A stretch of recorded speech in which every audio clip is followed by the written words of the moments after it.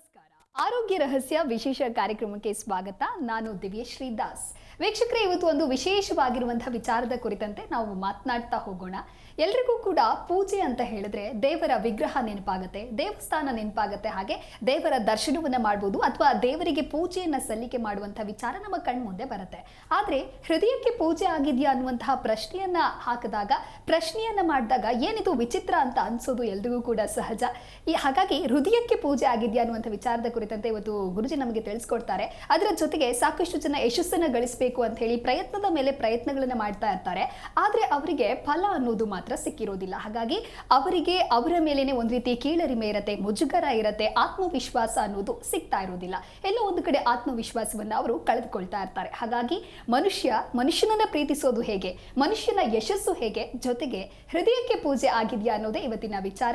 ಈ ಕುರಿತು ತಿಳಿಸಿಕೊಡಲು ಶ್ರೀಮಾನ್ ಶ್ರೀ ಪುರುಷೋತ್ತಮ ದೇಶಿಕ್ ಗುರುಜಿ ನಮ್ಮ ಕಾರ್ಯಕ್ರಮದಲ್ಲಿದ್ದಾರೆ. ಬನ್ನಿ ಇವರನ್ನ ಕಾರ್ಯಕ್ರಮಕ್ಕೆ ವೆಲ್ಕಮ್ ಮಾಡಿಬಿಡೋಣ. ನಮಸ್ಕಾರ ಗುರುಜಿ, ಕಾರ್ಯಕ್ರಮಕ್ಕೆ ಸ್ವಾಗತ. ನಮಸ್ಕಾರ ಗುರುಜಿ, ನಾನು ಈಗಾಗಲೇ ಹೇಳಿದ್ದೀನಿ, ಹೃದಯಕ್ಕೆ ಪೂಜೆ ಆಗಿದೆಯಾ ಅನ್ನುವಂಥ ವಿಚಾರ ಬಂದಾಗ ಸಾಕಷ್ಟು ಪ್ರಶ್ನೆಗಳು ಮೂಡುತ್ತೆ. ಪೂಜೆ ಅಂತ ಹೇಳಿದ್ರೆ ನಾವು ತಿಳಿದುಕೊಂಡಿರುವಂಥ ವಿಚಾರ ಬೇರೆ, ಆದರೆ ನಿಮ್ಮದೇ ಶೈಲಿಯಲ್ಲಿ ಈ ಹೃದಯಕ್ಕೆ ಪೂಜೆ ಅನ್ನೋದನ್ನು ಯಾವ ರೀತಿಯಾಗಿ ವಿವರಿಸ್ತೀರಾ ಗುರುಗಳೇ? ಹರಿ ಓಂ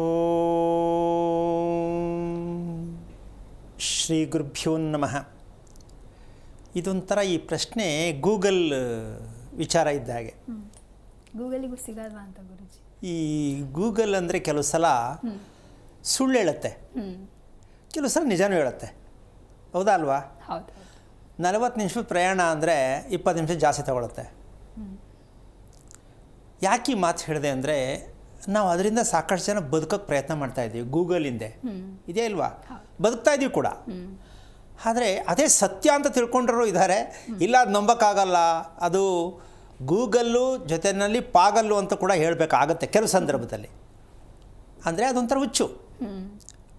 ಶಾರ್ಟಾಗಿ ನಾವೇನು ನೋಡ್ಕೋಬೇಕು, ತಿಳ್ಕೊಬೇಕು ಅನ್ನೋದಕ್ಕೆ ಹೊಡ್ತೀವಿ ನಾವು.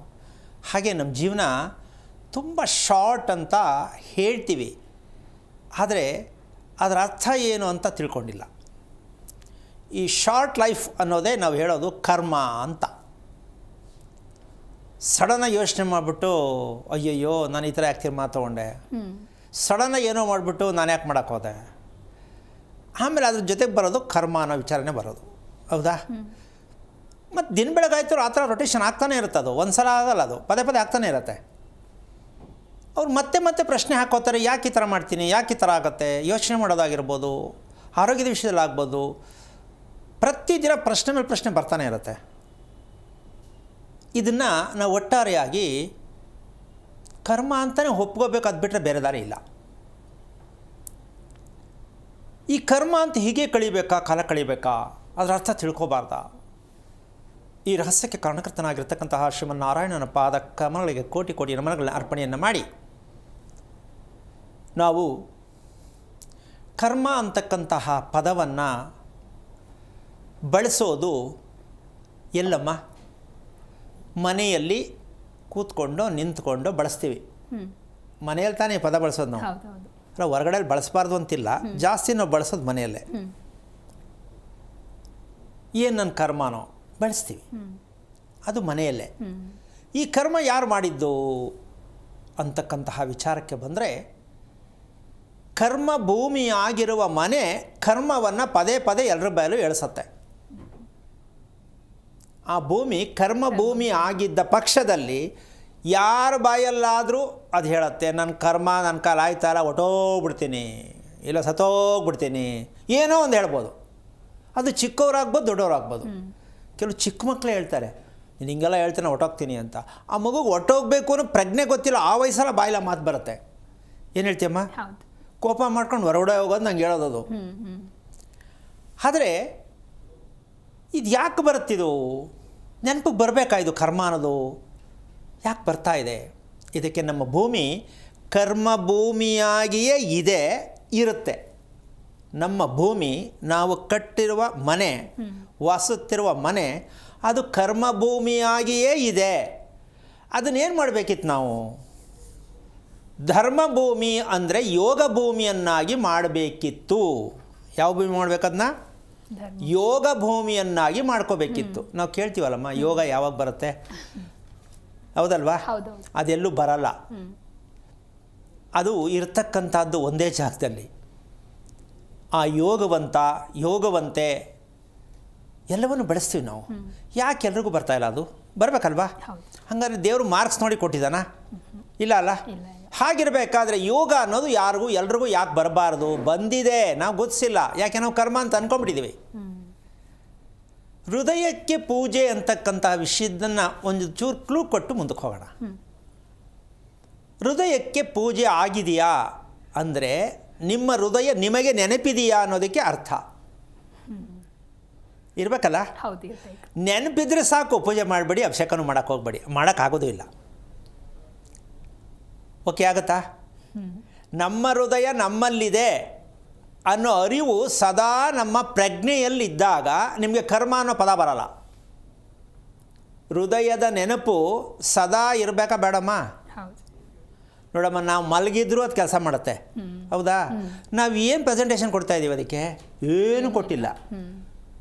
ಅದ್ರ ಬಗ್ಗೆ ಗಮನ ಇದೆಯಾ? ಇಲ್ಲವೇ ಇಲ್ಲ. ಯಾಕೆ ಗಮನ ಇಲ್ಲ ಅಂದರೆ ಬರೀ ಕೆಟ್ಟ ಆಲೋಚನೆಯೇ ಜಾಸ್ತಿ ನಮಗೆ. ಏನು ಹೇಳ್ತೀಯಮ್ಮ? ಬರೀ ಕಿತ್ತೋಗಿರೋ ಮುರಿದೋಗಿರೋ ವಿಷಯ, ಪಕ್ಕದ ಮನೆಯದೋ, ಇನ್ನೊಬ್ಬರದೋ, ಅದ್ರಗಡೆದೋ, ಈ ಕಡೆದೋ, ಗಂಡಂದೋ, ಹೆಂಡ್ತಿದೋ, ಕುಟುಂಬದ್ದೋ, ಆರೋಗ್ಯದೋ, ಏನೋ ಒಂದು. ಈ ಕೆಟ್ಟ ಆಲೋಚನೆ ಯಾರಿಗಿಲ್ಲ ಅಮ್ಮ? ಅಲ್ವಾ? ಈ ಕೆಟ್ಟ ಆಲೋಚನೆ ಬರ್ತಾ ಇದೆ. ನಂಬರ್ 1, ಹೃದಯದಕ್ಕೆ ಪೂಜೆ ಆಗಿದೆಯಾ ಆಗಿಲ್ಲ ಅನ್ನೋದಕ್ಕೆ ಇದು ರಿಸಲ್ಟು. ನಿಮ್ಮ ಹೃದಯಕ್ಕೆ, ನಿಮ್ಮ ಮಕ್ಕಳ ಹೃದಯಕ್ಕೆ, ಗಂಡ ಹೆಂಡತಿಯ ಹೃದಯಕ್ಕೆ ಪೂಜೆ ಆಗಿದೆಯಾ, ಆಗ್ತಾ ಇದೆಯಾ, ತಿಳಿದಿದೆಯಾ, ಗೊತ್ತಿದೆಯಾ ಅಂತಕ್ಕಂತಹ ವಿಚಾರವನ್ನು ಇವತ್ತು ನಿಮ್ಮ ಮುಂದೆ ಹೇಳ್ತೀನಿ. ಎಷ್ಟೋ ಜನ ಅನ್ಬೋದು ಪೂಜೆ ಹೆಂಗೆ ಮಾಡೋಕ್ಕಾಗೋ ಸಮಯ ಅಂದರೆ ಮಾಡೋಂಗಿದ್ರೆ ಮಾಡಿಬಿಡ್ತಿದ್ರು ಜನ ಅಲ್ಲಮ್ಮ. ಎಲ್ಲೆಲ್ಲೋ ನುಗ್ಗಿ ನುಸುಳ್ಕೊಂಡು ನೀರೆಲ್ಲ ಇಳಿದ್ಬಿಟ್ಟು ಹೋಗ್ತಾರೆ. ಇನ್ನು ಹೃದಯ ಪೂಜೆ ಮಾಡ್ಕೊಂಡು ಬಿಡ್ತಿದ್ರಾ? ಮಾಡಿಬಿಡ್ತಿದ್ರು. ಆದರೆ ಎಲ್ಲೂ ಹೋಗಿ ಜಾಗ ಇಲ್ಲ. ಅದಕ್ಕೆ ಅದನ್ನು ಸೇಫಾಗಿ ಮುಚ್ಚಿಟ್ಬಿಟ್ಟಿದ್ದಾರೆ ಗೂಡಲ್ಲಿ. ಅದಕ್ಕೆ ಎಷ್ಟೋ ಜನ ಹೇಳ್ತಾರೆ ಹೃದಯದಲ್ಲಿ ಭಗವಂತ ಇದ್ದಾನೆ, ಒಪ್ಕೊಂಡಿದ್ದಾರೆ. ಹೌದಾ? ಒಪ್ಕೊಂಡಿದ್ರೂ ಕೂಡ ಅದರ ಬಗ್ಗೆ ಅರಿವಿಲ್ಲ. ಹೇಳಿದ್ದಾರೆ ಎಷ್ಟೋ ಜನ, ಏನು ಸಾಕಷ್ಟು ಜನಕ್ಕೆ ಗೊತ್ತಿದೆ ಭಗವಂತ ಹೃದಯದಿದ್ದಾನೆ. ಸರಿ, ಮತ್ತು ನಿನಗೆ ಯಾಕೆ ಭಯ, ನಿನಗೆ ಯಾಕೆ ಆತಂಕ ಇದೆ ಅಂತ ನೀನೇ ಹೇಳಿದ್ದಲ್ಲ. ಇದ್ದ ಮೇಲೆ ನಿನಗೆ ಯಾಕೆ ಭಯ ಆತಂಕ ಬರ್ತಾ ಇದೆ? ಇಲ್ಲಿ ದೊಡ್ಡ ಪ್ರಶ್ನೆಯಾಗಿ ಉಳಿದಿದೆ. ಹೃದಯದಲ್ಲಿ ಭಗವಂತ ಇದ್ದಾನೆ ಅಂದಮೇಲೆ ಯಾತಕ್ಕೆ ಮಗುಗೆ ಭಯ ಬರಬೇಕು? ಎಕ್ಸಾಮ್ಗೆ ಹೋಗೋಕೆ ಯಾಕೆ ಭಯ ಬಿಡಬೇಕು? ಮದುವೆ ಆಗೋಕ್ಕೆ ಯಾಕೆ ಭಯ ಬಿಡಬೇಕು? ಭಯ ಇದೆ ತಾನೆ? ಹಾಗಿದ್ದ ಮೇಲೆ ಹೃದಯದಲ್ಲಿ ಭಗವಂತ ಇದ್ದ ಮೇಲೆ ಇದನ್ನು ಹೇಳ್ತೀರಾ ಅಂದರೆ ನಾವು ತಿಳ್ಕೊಳ್ಳೋದು ಹೆಂಗೆ? ಗ್ಯಾರಂಟಿ ಏನು ಅಂತಕ್ಕಂಥ ಒಂದು ಜಂಜಾಟದ ಸಿಕ್ಕಾಕೊಂಡಿದ್ದೀವಿ ಅಂತ ಹೇಳ್ಬೋದು. ಹೌದಲ್ಲಮ್ಮ? ಇನ್ನು ಸರ್ವೇ ಸಾಮಾನ್ಯ ಪಾರ್ಟ್ 2ಗೆ ಬಂದರೆ ಅವ್ರ ತಲೆ ಮೇಲೆ ಅವರೇ ಹೊಡ್ಕೋತಾರೆ, ಇದೆಲ್ಲೋ ಇಟ್ಟೇ ಕಾಣ್ತಾ ಇಲ್ವಲ್ಲ. ಹೌದಲ್ಲ? ಮಕ್ಕಳು ಓದು, ದೊಡ್ಡವರು ಓದು, ಇದೆಲ್ಲೋ ಇಟ್ಟೇ ಕಾಣ್ತಾ ಇಲ್ವಲ್ಲ. ಮಲ್ಕಂಡ ಮೇಲೆ ಚಿಲ್ಕ ಹಾಕೋದ್ನೋ ಇಲ್ಲೋ ಗೊತ್ತಿಲ್ವಲ್ಲ. ಸ್ಟವ್ ಆಫ್ ಮಾಡೋದ್ನೋ ಇಲ್ಲೋ ಗೊತ್ತಿಲ್ವಲ್ಲ. ಇದಿದೆ ತಾನೆ? ಈ ಎರಡು ಟಾಪಿಕ್ ಸದ್ಯಕ್ಕೆ ಅಷ್ಟು ಹೇಳಿರ್ತೀನಿ. ಇದೆರಡು ಮಕ್ಕಳಲ್ಲಿ ದೊಡ್ಡವರಲ್ಲಿ ಓಡ್ತಾ ಇದೆ ಅಂದರೆ ನಿಮ್ಮ ಹೃದಯ ನೀವು ಗಮನಿಸುತ್ತಿಲ್ಲ. ಅಂದರೆ ನೀವು ಪೂಜೆಯನ್ನು ಮಾಡಬೇಕು ಅಂತಕ್ಕಂಥ ಏನು ವಿಚಾರ ಪದ ಬಂತು, ನೀವು ಗಮನಿಸದೇ ಇದ್ದಾಗ ನೀವು ಪೂಜೆ ಮಾಡ್ತಿಲ್ಲ ಅಂತ ಅರ್ಥ ಆಗಿದೆ ಅನ್ಕೋತೀನಮ್ಮ. ಸೊ ಈಗ ತಿಳ್ಕೊಳ್ಳಿ. ಇಲ್ಲ, ನಾವು ಜ್ಞಾಪಕ ಇಟ್ಕೊಂಡಿರ್ತೀವಿ. ಈಗ ಅದಕ್ಕೆ ಹಾರ್ಟ್ ಬೀಟ್ಸ್ ಅಂತಕ್ಕಂಥದ್ದನ್ನು ನಾವು ಹೇಳ್ತೀವಿ. ಯಾರು, ಎಲ್ಲಿಂದ, ಹೇಗೆ ಬರ್ತಾಯಿದೆ, ಅದಕ್ಕೆ ಯಾರು ಕೊಟ್ಟರು ಅದನ್ನು ಹಾರ್ಟ್ ಬೀಟ್ಸ್ನ? ಎಲ್ಲಿಂದ ಬಂತದು? ಪ್ರಶ್ನೆ ಹಾಕೋ ಸ್ವಲ್ಪ. ಹೌದಾ? ಕಾಣುದೇವರು ಎಲ್ಲೋ ಕೂತವನ್ರಿ ಅಂತೀವಿ ನಾವು. ಹಬ್ಬ ಏನು ಚೆನ್ನಾಗಿ ಓದಿದ್ದೀವಿ ಅಲ್ವಾ? ಕಾಣುದೇವ್ರು ಎಲ್ಲೋ ಮರದ ಮೇಲೆ ಕಿರೀಟ ಹಾಕೊಂಡು ಕೂತಿದ್ದಾನೆ ಅಂತ. ನಮ್ಮ ಹೃದಯದಲ್ಲಿ ಬಡಿತವನ್ನು ಯಾರು ತಂದರು, ಯಾರು ಹಿಟ್ಟರು, ಯಾರು ಬಡಿತವನ್ನು ಮಾಡಿಸ್ತಾ ಇರ್ತಕ್ಕಂತಹ ಯಾರು? ಇದಕ್ಕೆ ಯೋಚನೆ ಮಾಡಬೇಕಲ್ಲ. 1 ಸೆಕೆಂಡ್ ನಾವು ರೆಸ್ಟ್ ಬೇಕು ಅಂತ 10 ನಿಮಿಷ ಹಂಗೆ ರಿಲ್ಯಾಕ್ಸ್ ಮಾಡಬೇಕು ಅಂತ ಕೂತ್ಕೋತೀವಿ. 2 ಸೆಕೆಂಡ್ ಅದು ಮಾಡೋಕ್ಕೆ ಹೋದರೆ ನಾವು ನಮೋ ಆಗಿರ್ತೀವಿ. ಇದಕ್ಕಿನ್ನ ಪ್ರತ್ಯಕ್ಷ ದೇವರು ಬೇಕೇನಮ್ಮ? ಇಂಥ ಭಗವಂತನನ್ನು ನಾವು ನಮ್ಮ ವಾಸದ ಮನೆಯಲ್ಲಿ ಬಂಧನದಲ್ಲಿ ಹಾಕಿ ಇರಿಸ್ಬಿಟ್ಟಿದ್ದೀವಿ. ಎಲ್ಲಿ? ನಮ್ಮ ಬಂಧನ ಅಂದರೆ ನಮ್ಮ ದೇಹದಲ್ಲಿರ್ತಕ್ಕಂಥದ್ದು ಬಂಧನ ಅಲ್ಲ. ನಮ್ಮ ವಾಸದ ಮನೆಯಲ್ಲಿ ಬಂಧನದಲ್ಲಿ ಇರಿಸ್ಬಿಟ್ಟಿದ್ದೀವಿ. ಅದಕ್ಕೆ ಬಂಧನದಲ್ಲಿ ಇರಿಸ್ಬಿಟ್ಟು ಅದಕ್ಕೆ ಉದಾಹರಣೆ ಏನು ಹೇಳ್ಬೋದು ಅಂದರೆ, ಮೆಜೆಸ್ಟಿಕ್ಕಲ್ಲಿ ಬೀಗದಕ್ಕೆ ಹುಡುಕ್ಬಿಟ್ಟು ಸ್ಟುಡಿಯೋದಲ್ಲಿ ಹುಡುಕ್ದಂಗೆ ಇರುತ್ತೆ. ಬಿದ್ದಿರೋದು ಮೆಜೆಸ್ಟಿಕ್ಕಲ್ಲಿ, ಹುಡುಕ್ತಿರೋದು ಸ್ಟುಡಿಯೋದಲ್ಲಿ. ಸರಿನಾ? ಇದು ಎಲ್ಲಿ ಬಿಳಿಸಿದ್ದೀವಿ ಅಂತ ಗೊತ್ತಿಲ್ಲ. ಇದು ಉದಾಹರಣೆ ಕೊಟ್ಟಿದ್ದು. ಯಾಕೆ ಇಷ್ಟು ವಿಚಾರಗಳಲ್ಲಿ ಬೇಕಾಗತ್ತೆ ಅಂತಕ್ಕಂಥದ್ದು, ಕರ್ಮ ಅಂತಕ್ಕಂಥದ್ದಕ್ಕೆ ಒಂದು ವಿಚಾರವನ್ನು ಇವತ್ತು ಹೇಳೋದಕ್ಕೆ ಪ್ರಯತ್ನ ಮಾಡ್ತೀನಿ. ಏನಪ್ಪ ಅದು ಅಂದರೆ, ನಿಮ್ಮ ಮನೆಯಲ್ಲಿ ನಿಮ್ಮ ಮಕ್ಕಳು ಅಥವಾ ನಿಮ್ಮ ಮನೆಯಲ್ಲಿ ಸತ್ತಿರ್ತಕ್ಕಂಥವರು ಡಿಸೆಂಬರ್ ಅಂದರೆ ಜುಲೈ ತಿಂಗಳಿಂದ ಡಿಸೆಂಬರ್ವರೆಗೂ ಸತ್ತಿರ್ತಕ್ಕಂಥ ವ್ಯಕ್ತಿಗಳನ್ನ ಗಮನಿಸ್ಕೊಳ್ಳಿ. ನಿಮ್ಮ ಮನೆಯಲ್ಲಿ ಹುಟ್ಟಿರ್ತಕ್ಕಂತಹ ಮಕ್ಕಳು, ಮೊಮ್ಮಕ್ಕಳು, ಸೊಸೆ, ಹಳಿಯ ಯಾರೇ ಇದ್ದರೂ ಜುಲೈ ಮೇಲೆ ಡಿಸೆಂಬರ್ ಒಳಗೆ ಹುಟ್ಟಿರ್ತಕ್ಕಂಥವ್ರನ್ನ ನೆನೆಸ್ಕೊಳ್ಳಿ. ನಿಮ್ಮ ಮನೆಯಲ್ಲಿ ಎಷ್ಟು ರೋಗ, ಭಯ, ಆತಂಕ ಇರುತ್ತೆ ನೆನೆಸ್ಕೊಳ್ಳಿ. ಅದಕ್ಕದೇ ದಾರಿ. ಮನೆಯಲ್ಲಿ ಹುಟ್ಟಿರ್ತಕ್ಕಂಥವ್ರು ದಕ್ಷಿಣಾಯನದಲ್ಲಿ ಹುಟ್ಟಿರ್ತಕ್ಕಂಥ ಮಕ್ಕಳು ಯಾರೇ ಕುಟುಂಬದಲ್ಲಿ ಇದ್ದರೆ ಆ ಮನೆಯಲ್ಲಿ ಸದಾ ರೋಗ, ಸದಾ ದುಃಖ, ಸದಾ ಭಯ. ಇದು ಯಾಕೆ ಅಂದರೆ ಭಗವಂತ ಇದನ್ನು ತೋರಿಸಿದ್ದಾರೆ. ಏನು, ನಿಮ್ಮ ಕರ್ಮವನ್ನು ತೊಳ್ಕೊಂಡಿದ್ದೀರಾ ಇಲ್ವಾ ಅಂತ ನೋಡೋದಕ್ಕೆ ನಿಮ್ಮ ಮಕ್ಕಳು ಬರ್ತಾ ನೋಡ್ಕೊಳ್ಳಿ ಅಂತ. ನಾವು ತಿಳ್ಕೊಂಡಿಲ್ಲ. ದೇವ್ರು ಕೊಟ್ಟಿದ್ದು ಅಂದ್ಬಿಡ್ತೀವಲ್ಲಮ್ಮ. ಅಮಾವಾಸ್ಯೆಲಿ ಹುಟ್ಲಿ ದೇವ್ರು ಕೊಡ್ತು, ಅರ್ಧ ರಾತ್ರಿ ಹುಟ್ಲಿ ದೇವ್ರು ಕೊಡ್ತು, ಕೈ ಇಲ್ದಿರೋದು ಹುಟ್ಲಿ ದೇವ್ರು ಕೊಡ್ತು, ಚೆನ್ನಾಗಿರೋ ಮಗು ಹುಟ್ಲಿ ದೇವ್ರು ಕೊಡ್ತು, ಎಲ್ಲದಕ್ಕೂ ದೇವ್ರು ಕೊಡ್ತು. ಇದು ನಾವು ಹೋಗ್ತಾ ಇರ್ತಕ್ಕಂತಹ ಗೂಗಲ್ ಜೊತೆಯಲ್ಲಿ ಹೋಗ್ತಾ ಇದ್ದೀವಿ ಅಂತ ತಿಳ್ಕೊಬೇಕು. ಇದನ್ನು ಅರ್ಥ ಮಾಡ್ಕೊಳ್ಳೋದೇ ಇದ್ದರೆ ಇದಕ್ಕೆ ದಕ್ಷಿಣ ಯಾತ್ರೆ ಅಂತಾರೆ. ಯಾವ ಯಾತ್ರೆ? ದಕ್ಷಿಣ ಯಾತ್ರೆ. Life journey. ಯಾವ ದಿಕ್ಕಿಗೆ ಹೋಗ್ಬೇಕಾದ್ರೆ ಯಾವತ್ತು ಹೋದ್ರೆ ಒಳ್ಳೆಯದು ಅಂತ ಶಾಸ್ತ್ರ ಕೇಳ್ತೀವಿ ನಾವು. ಮನೆ ಒಳಗಡೆ ಇಟ್ಕೊಂಡಿರ್ತೀವಿ ಅದನ್ನು. ಶಾಸ್ತ್ರ ಕೇಳೋದೇನು ಬಂತು? ತಪ್ಪು ದುರಂತಗಳಾಗುವಂಥದ್ದು ಮನೆ ಒಳಗಡೆ ಇರುತ್ತೆ. ಯಾವ ಗಳಿಗೆಯಲ್ಲಿ ಮನೆ ಬಿಟ್ಟು ನಾವು ಕಣೆ ವಾಪಸ್ಸು ಬಾಡಿ ಮನೆಗೆ ಬಂತು ಅಂತೀವಿ ನಾವು, ಅಲ್ವಾ? ಸೊ ಇವೆಲ್ಲವನ್ನು ಕೂಡ ನಾವು ಮುಹೂರ್ತ, ಸಮಯ, ಗ್ರಹಗಳು ಇವೆಲ್ಲ ಲೆಕ್ಕ ಹಾಕ್ಕೊಂಡು ಹೋಗ್ತೀವಿ. ಆದರೆ ಗ್ರಹಗಳಿಲ್ಲದೆ ನಮ್ಮ ಬದುಕಿಲ್ಲ. ಭಗವಂತನ ಅನುಯಾಯಿಗಳು ಅಂತಕ್ಕಂಥ ವಿಚಾರವೂ ಕೂಡ ಗೊತ್ತಿದೆ. ಆದರೆ ಆ ಗ್ರಹಗಳನ್ನು ನಾವು ಎಷ್ಟರ ಮಟ್ಟಕ್ಕೆ ತಿಳ್ಕೊಂಡಿದ್ದೀವಿ ಅನ್ನೋದಕ್ಕೆ ಒಂದು ಸಣ್ಣ ಝಲಕ್ ನೋಡೋಣ. ಅದರಲ್ಲಿ ಕರ್ಮಭೂಮಿ ಅಂದರೆ ಹೇಗಿರುತ್ತೆ ಅನ್ನೋದು ಸ್ವಲ್ಪ ನೋಡ್ಕೊಂಬಿಟ್ರೆ ಎಲ್ರಿಗೂ ಅರ್ಥ ಆಗತ್ತೆ ಅಂತ ಅನ್ಕೋತೀನಿ.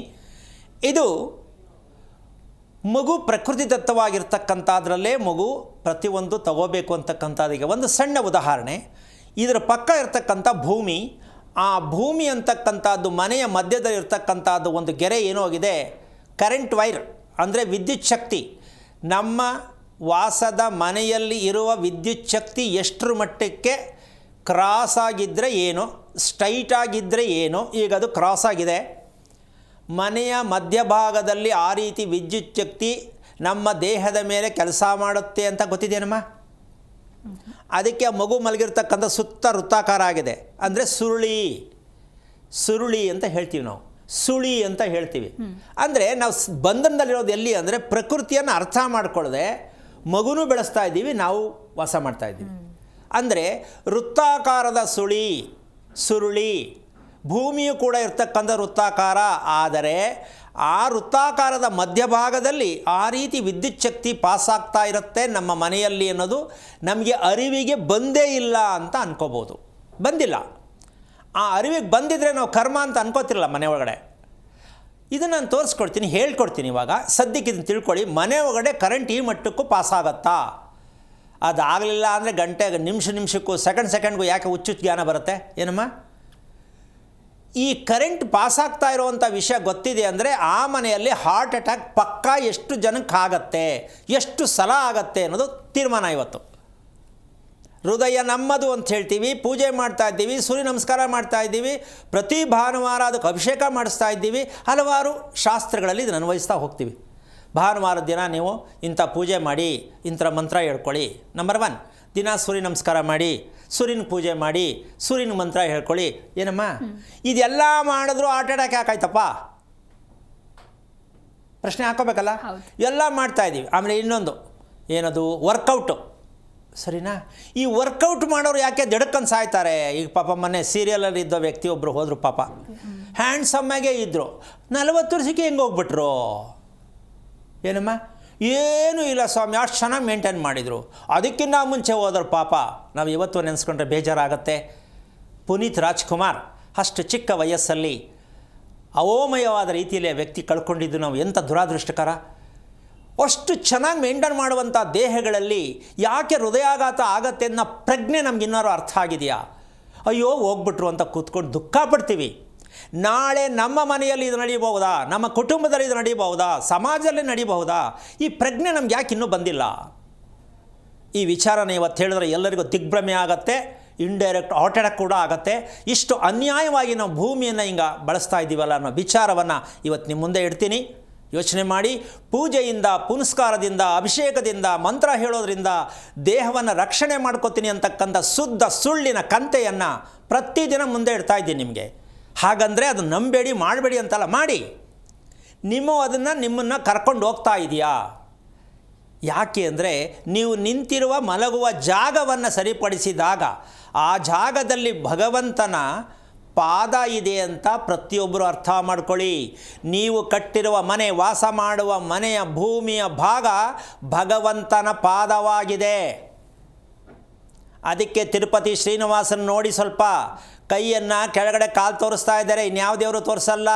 ಕಮ್ಮಂಗಿ ಮುಂಡೆದೆ, ನಿನ್ನ ಭೂಮಿ ನೋಡು ಫಸ್ಟು, ಇಲ್ಲಿ ಏನು ಎಗರ್ತಾ ಬಂದಿದೆಯಾ ಅಂತ.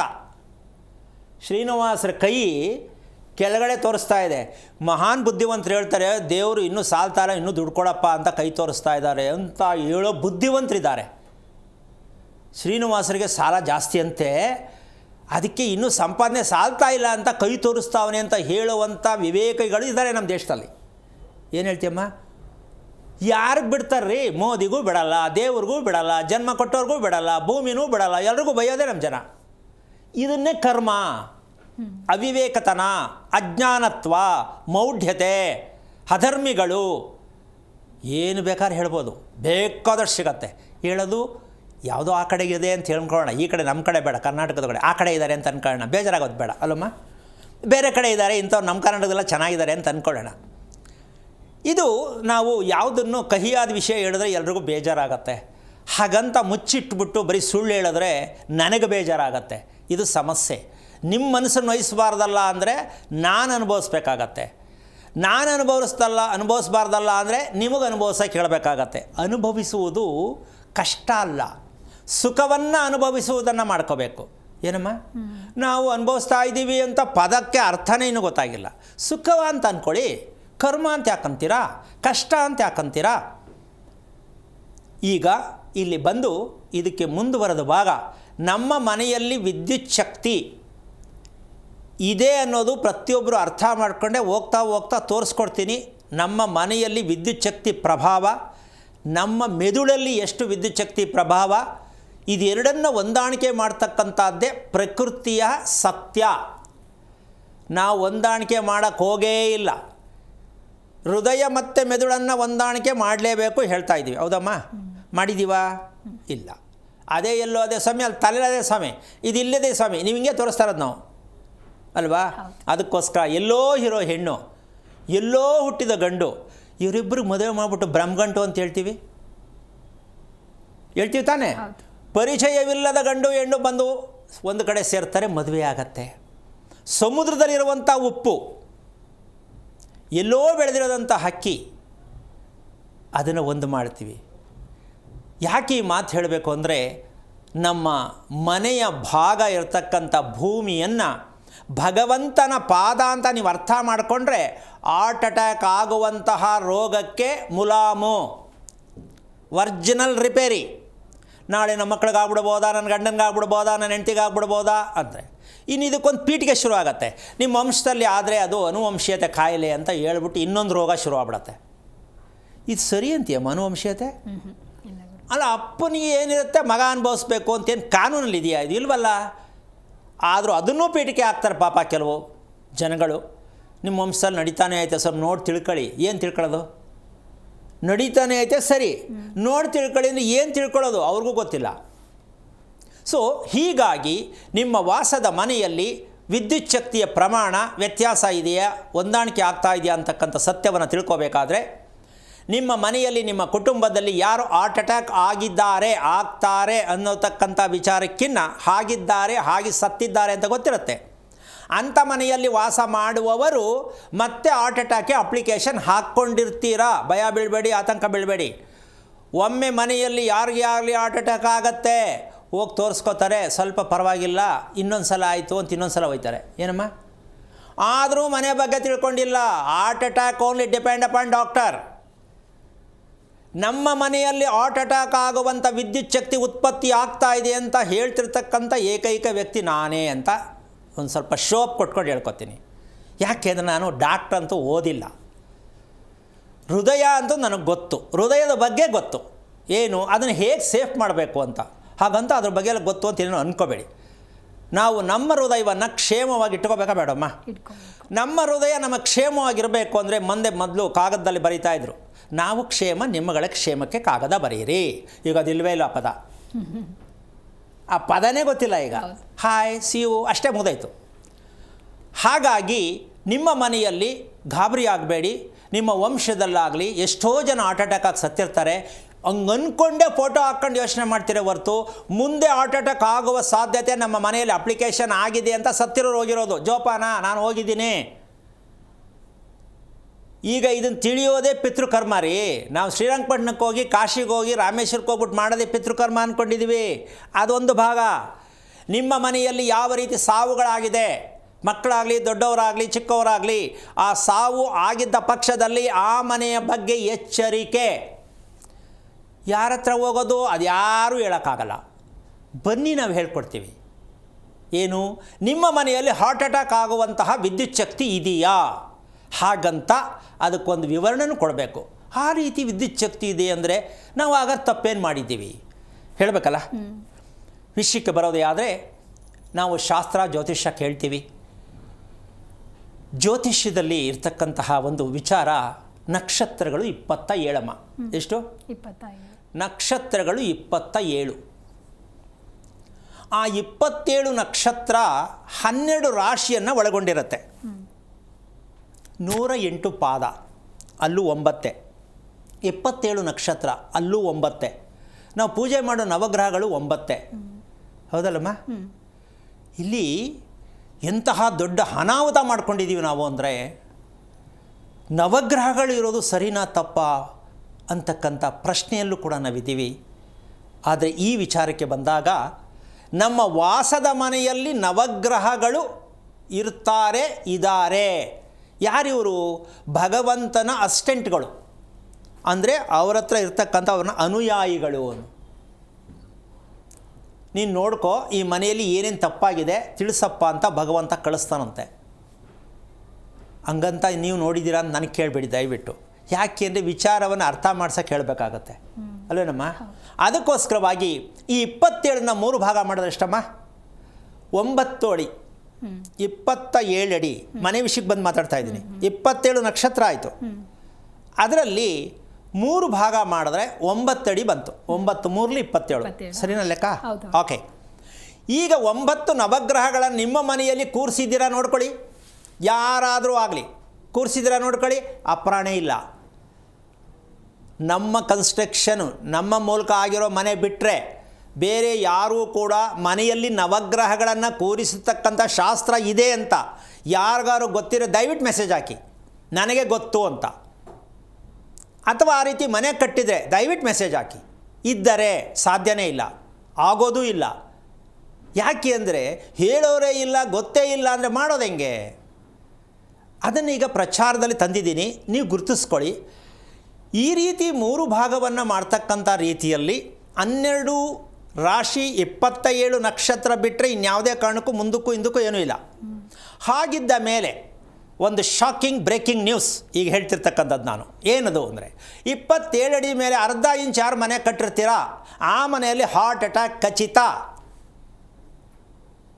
27 ಅಡಿ ಮೇಲೆ ಮೀರಿ ಯಾರು 1 ಅಡಿ ಹೆಚ್ಚಿಗೆ ತಗೊಂಡಿದ್ರು ಆ ಮನೆಯಲ್ಲಿ ಹಾರ್ಟ್ ಅಟ್ಯಾಕ್ ಖಚಿತ. ಈಗ ಇಲ್ಲಿ ಮೆಡಿಕಲ್ಗೂ ಚಾಲೆಂಜ್, ಶಾಸ್ತ್ರ ಹೇಳೋರಿಗೂ ಚಾಲೆಂಜ್, ಯಾರಿಗೂ ಬೇಕಾದ್ರೆ ಚಾಲೆಂಜ್. ಇದು ಸತ್ಯ, ಇದು ನಾವು ಮಾಡಿಟ್ಟಿದ್ದಲ್ಲ.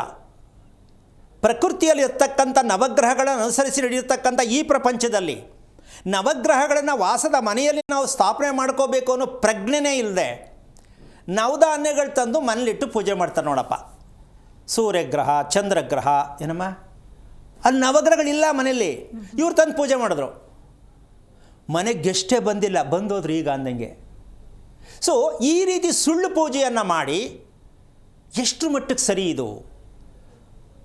ಈ ಪೂಜೆ ಸುಳ್ಳು ಆಗಿದೆಯಾ ಇಲ್ವಾ ಸ್ವಲ್ಪ ಯೋಚನೆ ಮಾಡಿ. ಅರೆ ರೀ 27 ನಕ್ಷತ್ರ 27 ಅಡಿ ಮೀರಿ ಮನೆಯನ್ನು ಕಟ್ಟಬಾರ್ದು. ಅದು ಕಟ್ಟಿದವ್ರಿಗೆ ಶನೇಶ್ವರ ಎಂಟ್ರಿ.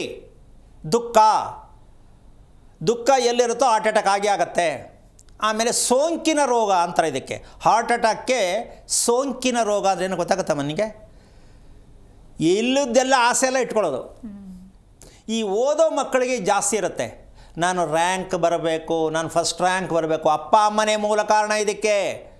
ಎಕ್ಸಾಮ್ 3 ದಿನ ಮಕ್ಕಳು ಹಾರ್ಟ್ ಅಟ್ಯಾಕ್ ಆಗಿದ್ದಾರೆ.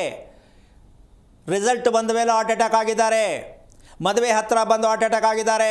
ಮಾಂಗಲ್ಯ ಕಟ್ಟುವ ಸಮಯದಲ್ಲಿ ಹಾರ್ಟ್ ಅಟ್ಯಾಕ್ ಆಗ್ತಾ ಇದೆ. ಇಲ್ಲಿವರೆಗೂ ಯಾವನಾದರೂ ಇದಕ್ಕೆ ಸರಿಯಾದ ಮಾಹಿತಿ ಕೊಡೋಕ್ಕೆ ತಾಕತ್ತಿದೆಯಾ ಅಂತ ಕೇಳ್ತೀನಿ ನಾನು. ಬರೀ ಕತೆ ಹೇಳ್ತೀರ ಕೂತ್ಕೊಂಡು, ಕಾರಣ ಗೊತ್ತಿಲ್ಲ. ಹಾರ್ಟ್ ಅಟ್ಯಾಕ್ ಏನಕ್ಕಾಗತ್ತೆ, ಅದರ ಸತ್ಯ ಯಾವುದು, ಯಾರಾದರೂ ಹೇಳಿಯಪ್ಪ ನೋಡೋಣ. ಎಂತೆಂಥ ಘನಪಂಡಿತರುಗಳಿದ್ದಾರೆ ಈ ಪ್ರಪಂಚದಲ್ಲಿ. ಆಗಿದೆಯಾ? ಇಲ್ಲ. ಕಾರಣ ಪುಸ್ತಕದಲ್ಲಿ ಬರಲ್ಲ. ಇದು ಇದ್ದಿದ್ರೆ ಹೇಳ್ತಿದ್ರು. ಎಲ್ಲ ಪುಸ್ತಕ ಓದೇ ಮಾತಾಡ್ತಿರೋದು, ತಿಳ್ಕೊಂಡಿರೋದು. ಅದಕ್ಕೆ ಅವರೇನು ಹೇಳಿಲ್ಲ ಅಂತ ಹೇಳ್ಕೊಬೋದು ಅಷ್ಟೇ. ಅದಕ್ಕೋಸ್ಕರವಾಗಿ ನಮ್ಮ ಹೃದಯದಲ್ಲಿ ಇರ್ತಕ್ಕಂತಹ ಸತ್ಯ ಏನು ಅಂತಕ್ಕಂಥ ವಿಚಾರಕ್ಕೆ ಪಿತೃಗಳಿಗೆ ಮೋಕ್ಷವನ್ನು ಹಾರ್ಟ್ ಅಟ್ಯಾಕ್ ಆಗಿ ಹೋಗಿರ್ತಕ್ಕಂಥ ಅವರಿಗೆ ಭಗವಂತನ ಹತ್ರ ಕಳಿಸ್ಬೇಕು ಅಂತ ಹೇಳ್ತೀವಿ. ಹೌದಾ? ಎಲ್ಲಿ ಭಗವಂತನ ಹತ್ರ ಕಳಿಸೋದು ನೀವು ನೋಡಿದ್ದೀರಾ? ಆ ಕಡೆಯಿಂದ ಫೋನ್ ಬಂದಿದೆಯಾ ಅಥವಾ ನೀವು ಲೆಟ್ರ್ ಹಾಕಿದ್ದೀರಾ ಸೇರಿದ್ರಾ ಅಂತ? ಆಗಿದೆಯಮ್ಮ? ಸತ್ತವ್ರಿಗೆ ಎಲ್ಲಿ ಸೇರಿದೆ ಅಂತ ಕೇಳೋಕ್ಕಾಗತ್ತಾ? ಅಥವಾ ನಾವು ಸೇರಿದ್ದೀವಿ ಅಂತ ಹೊರಾಗ್ತಾರಾ? ಮತ್ತು ಭಗವಂತನ ಹತ್ರ ಕಳಿಸ್ತೀವಿ ಅಂತ ಹೇಳ್ತೀರಲ್ಲ, ಏನು ಗೊತ್ತು ಅಂತ ಪೂಜೆ ಮಾಡಿಸೋ ಪುರೋಹಿತರು ಈ ಸುಳ್ಳೇ ಹೇಳೋದು. ಏನಕ್ಕೆ ಮಾಡಿಸ್ಬೇಕು ಸ್ವಾಮಿ ಇದು? ನಿಮ್ಮವರೆಲ್ಲ ಹೋಗಿ ಸೇರ್ಕೊಂಡ್ರು ಬಿಡಿ. ಎಲ್ಲಿಗೆ ಅಂತ ಕೇಳ್ಬೇಕು ಅವ್ರನ್ನ. ಮುಖ ನೋಡ್ತಾರೆ ಅವಾಗ. ಯಾಕೆ ಅಂದರೆ ಕೇಳ್ತಾರಲ್ಲ ಅಂತ. ಅವ್ರು ಹೇಳೋದಕ್ಕೆಲ್ಲ ತಲೆ ಆಡಿಸ್ಲೇಬೇಕಲ್ಲ. ಯಾಕೆಂದ್ರೆ ಅವ್ರ ಹತ್ರ ಹೋಗಿದ್ದೀವಿ ನಾವು. ಹಾಗಾಗಿ ಈ ರೀತಿಯಾಗಿ ವಿಚಾರಗಳನ್ನು ಸರಿಯಾಗಿ ಸತ್ಯವನ್ನು ತಿಳಿಯದೆ ಸುಳ್ಳಾಗಿ ಹೇಳಿ ನಮ್ಮ ಭಗವಂತ ಅಂತಕ್ಕಂಥ ಹೃದಯದಲ್ಲಿ ವಾಸ ಮಾಡುವ ಭಗವಂತನಿಗೆ ನಾವು ಮಾಡಬೇಕಾಗಿರ್ತಕ್ಕಂಥ ವಿಚಾರ ಏನಪ್ಪ ಅಂದರೆ, ಈ ಮನೆಯನ್ನು, ಭೂಮಿಯನ್ನು, ನಾವು ಕಟ್ಟುವ ಮನೆಯನ್ನು ದೈವ ಭೂಮಿಯನ್ನಾಗಿ, ಯೋಗ ಭೂಮಿಯನ್ನಾಗಿ ಮಾಡುವುದೇ. ನೀವು ಹಾರ್ಟ್ ಅಟ್ಯಾಕ್ ಆಗಿ ಸತ್ತಿರ್ತಕ್ಕಂಥವರು ಭಗವಂತನ ಪಾದ ಸೇರ್ತಾರೆ. ಯಾಕೆ ಅಂದರೆ ನೀವು ಸುಖ ಅನುಭವಿಸ್ತೀರಾ, ಆರೋಗ್ಯವಾಗಿರ್ತೀರಾ. ಇದು ಪಿತೃಗಳು ಕಾಯ್ತಾ ಇರ್ತಾರೆ. ನನ್ನ ಮಗ ಹೆಂಗಿದ್ದಾರೆ, ನನ್ನ ಮೊಮ್ಮಕ್ಕಳು ಹೆಂಗಿದ್ದಾರೆ, ನಮ್ಮ ಕುಟುಂಬ ಹೇಗಿದೆ ಅಂತ ಅವರು ಕಾಯ್ತಾ ಇರ್ತಾರಂತೆ. ಇಲ್ಲಿ ಅಂದರೆ ಸುರಕ್ಷಿತವಾಗಿದ್ದಾರೆ ಅಂದರೆ ಅವರಿಗೆ ಮುಂದಕ್ಕೆ ಭಗವಂತನ ಹತ್ರ ದಾರಿಯಂತೆ. ನಿನ್ನ ಸಂತತಿಯನ್ನು ಸರಿಯಾದ ಮಾರ್ಗದಲ್ಲಿ ಬಿಟ್ಟು ಬಂದಿದ್ಯಾಪ್ಪ, ನೀನು ಸ್ವರ್ಗಕ್ಕೆ ಪ್ರಾಪ್ತಿಯಾಗು ಅಂತ. ಏನೂ ಮಾಡಿಲ್ಲ, ಮಗನಿಗೆ ಈ ರೋಗ, ಸೊಸೆಗೆ ಈ ರೋಗ, ಮೊಮ್ಮಕ್ಕಳಿಗೆ ಈ ರೋಗ ಅಂದರೆ ನೀನು ಸುತ್ತಾ ಇರು. ಅಲ್ಲಿಗೂ ಹೋಗಬೇಡ, ಭೂಮಿಗೂ ಹೋಗಬೇಡ, ಮಧ್ಯದಲ್ಲಿರು. ಅದೇ ನಮ್ಮ ಕುಟುಂಬದ ರಹಸ್ಯ. ಸರಿ ಗುರುಜಿ. ಸೊ ಇಷ್ಟು ವಿಚಾರ ತಿಳ್ಕೊಂಡೋದಕ್ಕೆ ಹಾರ್ಟ್ ಅಟ್ಯಾಕ್ ಎಷ್ಟು ಅರ್ಥ ಇದೆ ಅಂತ ತಿಳ್ಕೋಬೇಕು. ಯೋಚನೆ ಮಾಡಬಾರ್ದು, ಭಯ ಬೀಳಬಾರ್ದು, ತಿಳ್ಕೊಳ್ಳೋ ಪ್ರಯತ್ನ ಮಾಡಿ. ಇದೀಗ ಚಿತ್ರದುರ್ಗದಿಂದ ಕೀರ್ತನ ಅಂತ ಹೇಳಿ ಕರೆ ಮಾಡಿದ್ದಾರೆ. ನಮಸ್ಕಾರ ಕೀರ್ತನ. ನಮಸ್ತೆ. ಯಾರ ಬಗ್ಗೆ ಕೇಳಬೇಕಾಗಿತ್ತು ಹೇಳಿ? ನಮ್ಮ ಬಗ್ಗೆನೇ ಕೇಳಬೇಕಾಗಿತ್ತು. ನಿಮ್ಮ ನಕ್ಷತ್ರ ತಿಳಿಸಿ. ನನ್ನ ನಕ್ಷತ್ರ ಉತ್ತರಾಷಾಢ ನಕ್ಷತ್ರ. ಗುರುಗಳಿದ್ದಾರೆ, ಪ್ರಶ್ನೆ ಹೇಳಿ. ಹಲೋ.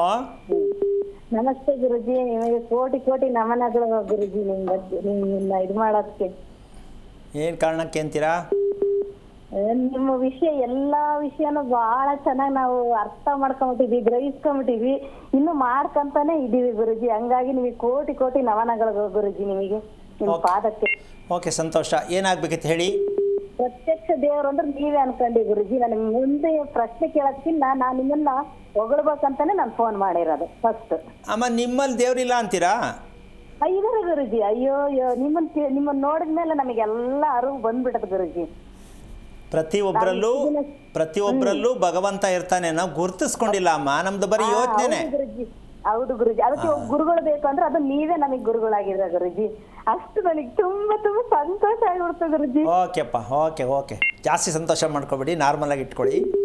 ಓಕೆ, ಎಷ್ಟು ವಯಸ್ಸು ನಿಮಗೆ? ಗುರುಜಿ ನನಗೆ 38 ವರ್ಷ ಗುರುಜಿ. Very good. ಜೀವನ ಹೇಗನ್ಸಿದೆ? ಕಷ್ಟ ಅನ್ಸಿದ್ಯಾ, ಖುಷಿಯಾಗಿದ್ದೀನಿ ಅನ್ಸುತ್ತಾ?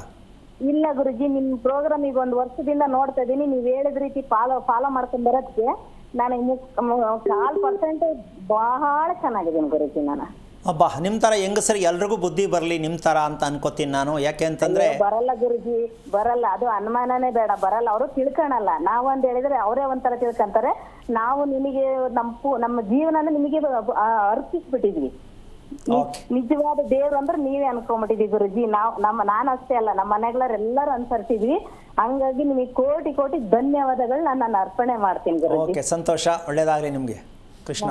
ಒಂದು ವಿಷಯ ಅಂದ್ರೆ ಅದೇ ನೀವು ಅವತ್ತೊಂದಿನ ಅಕ್ರಮ ಸಂಬಂಧಕ್ಕೆ ಹಾವು ಕಚ್ಚುತ್ತೆ ಅಂತ ಹೇಳಿದ್ರಿ ಗುರುಗಳೇ. ಹಾ, ಅದು ಮೊನ್ನೆ ಈಗ ಒಂದೂವರೆ ತಿಂಗಳಾಯ್ತು ಗುರುಗಳೇ ಕಚ್ಚಿ. ಯಾರಿಗೆ? ನನಗೆ ಗುರುಗಳೇ. ಅಯ್ಯೋ, ನೀವು ತಪ್ಪಾಗಿ ತಿಳ್ಕೊಂಡಿದ್ದೀರಾ. ನಾನು ಹೇಳಿದ್ದೆ ಬೇರೆ, ಸರಿಯಾಗಿ ಕೇಳಿಸ್ಕೊಳ್ಳಿಯಪ್ಪ. ಹಿಂಗೆ ಹೇಳ್ಬಿಟ್ರೆ ಕತೆ ಏನು?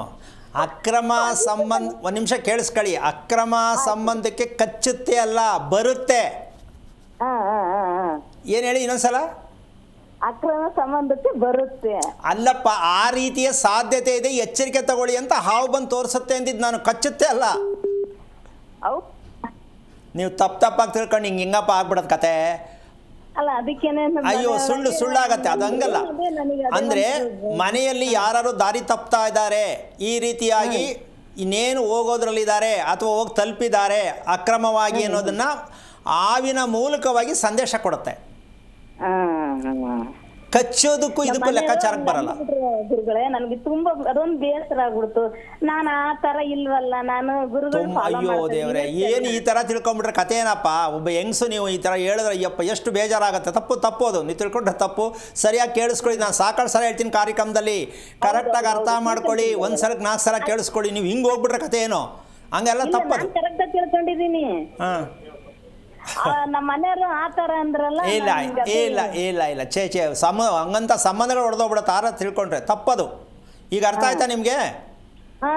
ನನಗೆ ಅವತ್ತೇ ಅರ್ಥ ಆಗಿತ್ತು ಗುರುಗಳೇ. ಓಕೆ, ಒಳ್ಳೇದಾಗಲಿ. ಆಯ್ತು ಗುರುಗಳೇ, ಧನ್ಯವಾದಗಳು ಕರೆ ಮಾಡಿದ್ದಕ್ಕಾಗಿ. ಹಾಗೆ ಈಗ ಮೈಸೂರಿನಿಂದ ಚೇತನ್ ಕುಮಾರ್ ಅಂತ ಹೇಳಿ ಕರೆ ಮಾಡಿದ್ದಾರೆ. ನಮಸ್ಕಾರ. ನಮಸ್ಕಾರ ಮೇಡಮ್. ಚೇತನ್ ಕುಮಾರ್ ಅಂತ, ಅಶ್ವಿನಿ ನಕ್ಷತ್ರ, ಮೇಷರಾಶಿ. 7/1 ಮೈಸೂರಿಂದ ಮೇಡಮ್. ಯಾರ ಬಗ್ಗೆ ಕೇಳಬೇಕಾಗಿತ್ತು ಹೇಳಿ? ನನ್ನ ಬಗ್ಗೆನೇ ಕೇಳಬೇಕಾಗಿತ್ತು. ಗುರುಜಿ ಇದ್ದಾರೆ, ನಿಮ್ಮ ಪ್ರಶ್ನೆ. ಹಲೋ ಸರ್, ನಮಸ್ತೆ. ನಾರಾಯಣ, ಹೇಳಿಪ್ಪ. ನಾರಾಯಣ ಹೇಳಿ. 1979 ಅದು ಬೇಡ. ನೀವು ಅಶ್ವಿನಿ ನಕ್ಷತ್ರ ಅಂತ ಗೊತ್ತಾಗಿದೆಯಲ್ವಾ, ಅಷ್ಟು ಸಾಕು. ಡೇಟ್ ಎಲ್ಲ ಬೇಡ.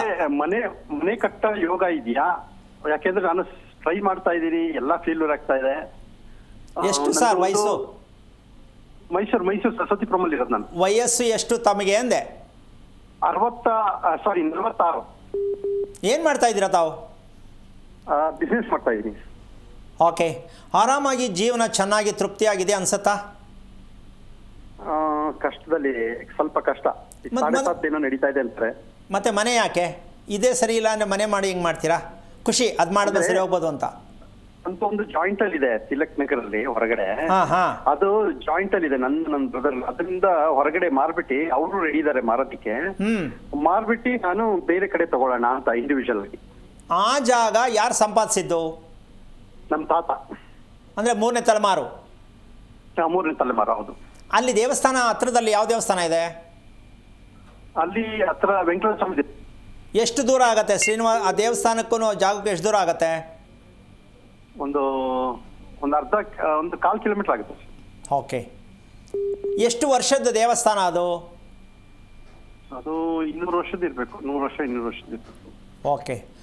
ಸೊ ನಿಮ್ಮನೆ ಕಟ್ಟಿ ಎಷ್ಟು ವರ್ಷ ಆಗಿದೆ? ಅದು ಜಾಗ ಮನೆ ಇದೆಯಾ, ಬರೀ ಜಾಗ ಇದೆಯಾ? ಮನೆ ಇದೆ 1953 ಕಟ್ಟಿದ್ದು. ಓಕೆ, ಅಲ್ಲಿ ದೈವ ವೃಕ್ಷ ಅಂದರೆ ಹಾಲದ ಮರ, ಹರಳಿ ಮರ, ಸಸಿ ಏನಾರು ಆ ಜಾಗದಲ್ಲಿ ಕಂಡಿದ್ದುಂಟಾ ನಿಮಗೆ?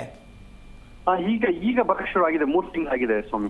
ಈಗ ನೋಡಿ, ಒಂದು ಸತ್ಯ ತಿಳ್ಕೊಳ್ಳಿ, ಎಷ್ಟು ಆಶ್ಚರ್ಯಕವಾದ ವಿಚಾರ ಅನಿಸುತ್ತೆ ಅಂದರೆ, ಈ ಜಾಗ ಒಂದು ಕಾಲದಲ್ಲಿ ಶ್ರೀನಿವಾಸರ ದೇವರಿಗೆ ಸಂಬಂಧಪಟ್ಟಂಥ ಜಾಗ ಆಗಿತ್ತು.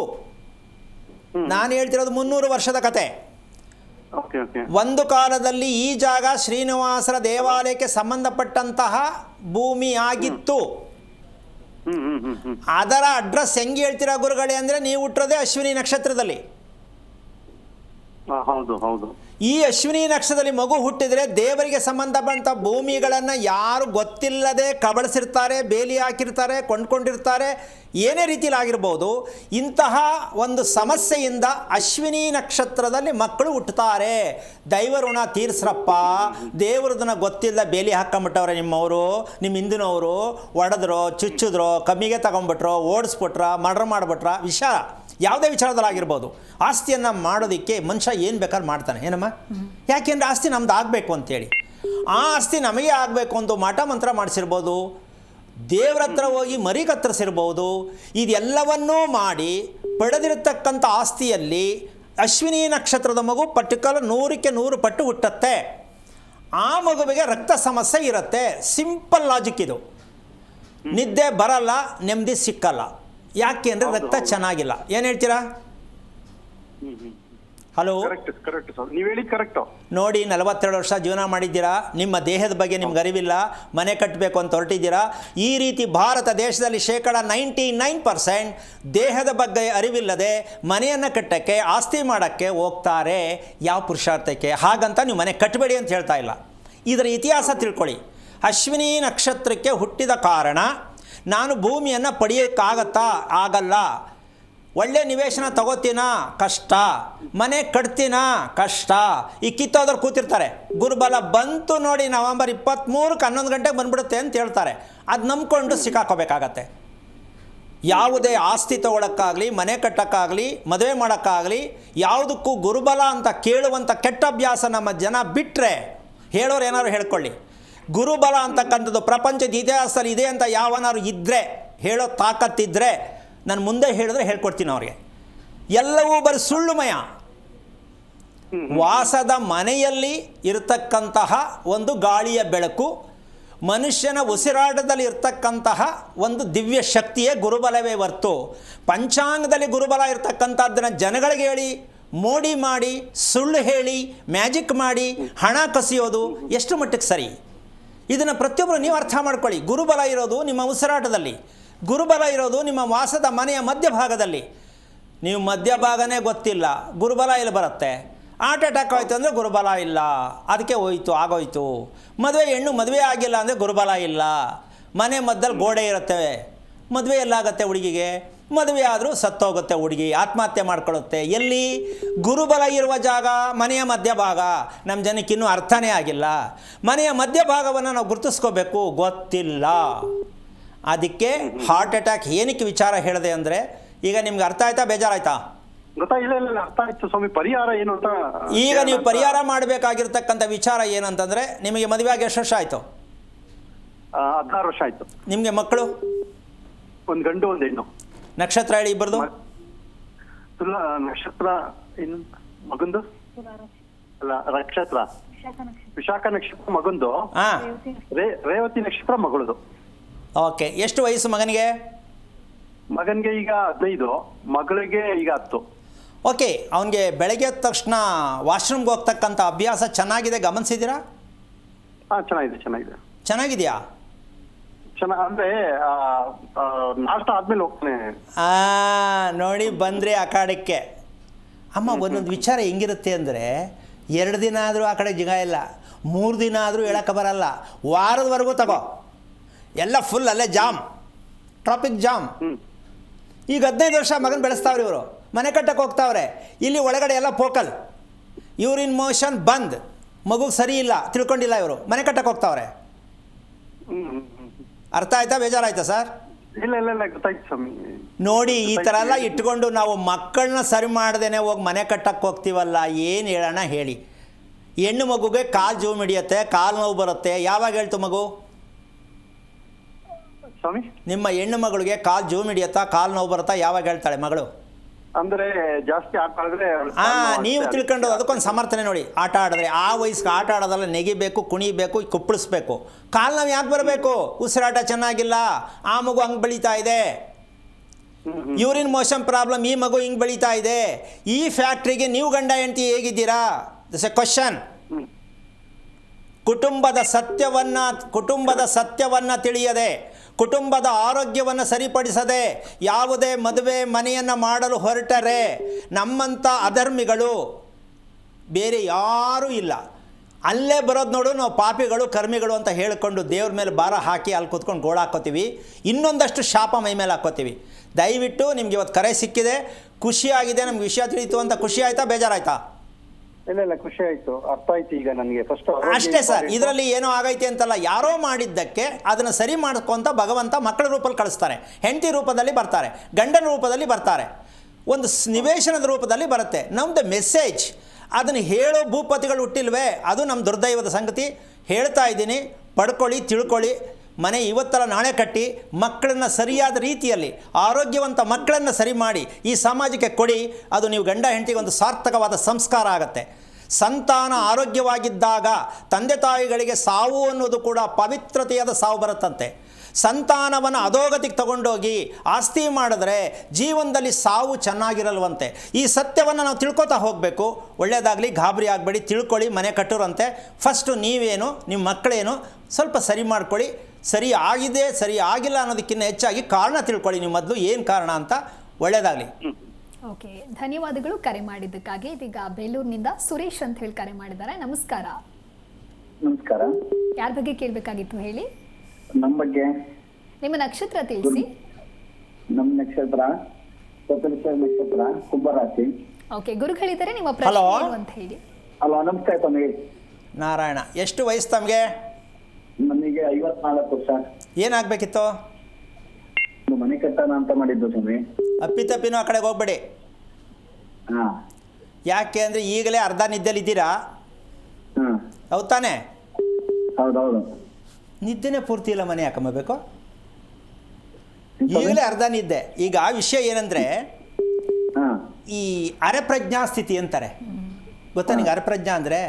ಕೆಲವರು ಮಲಗಿದಾಗ, ಒಂದು ನಿಮಿಷ ಕೇಳಿಸ್ಕೊಳ್ಳಿ, ಹಾ. ಬೆಳಿಗ್ಗೆ ಹೇಳ್ತಿರಲ್ಲ,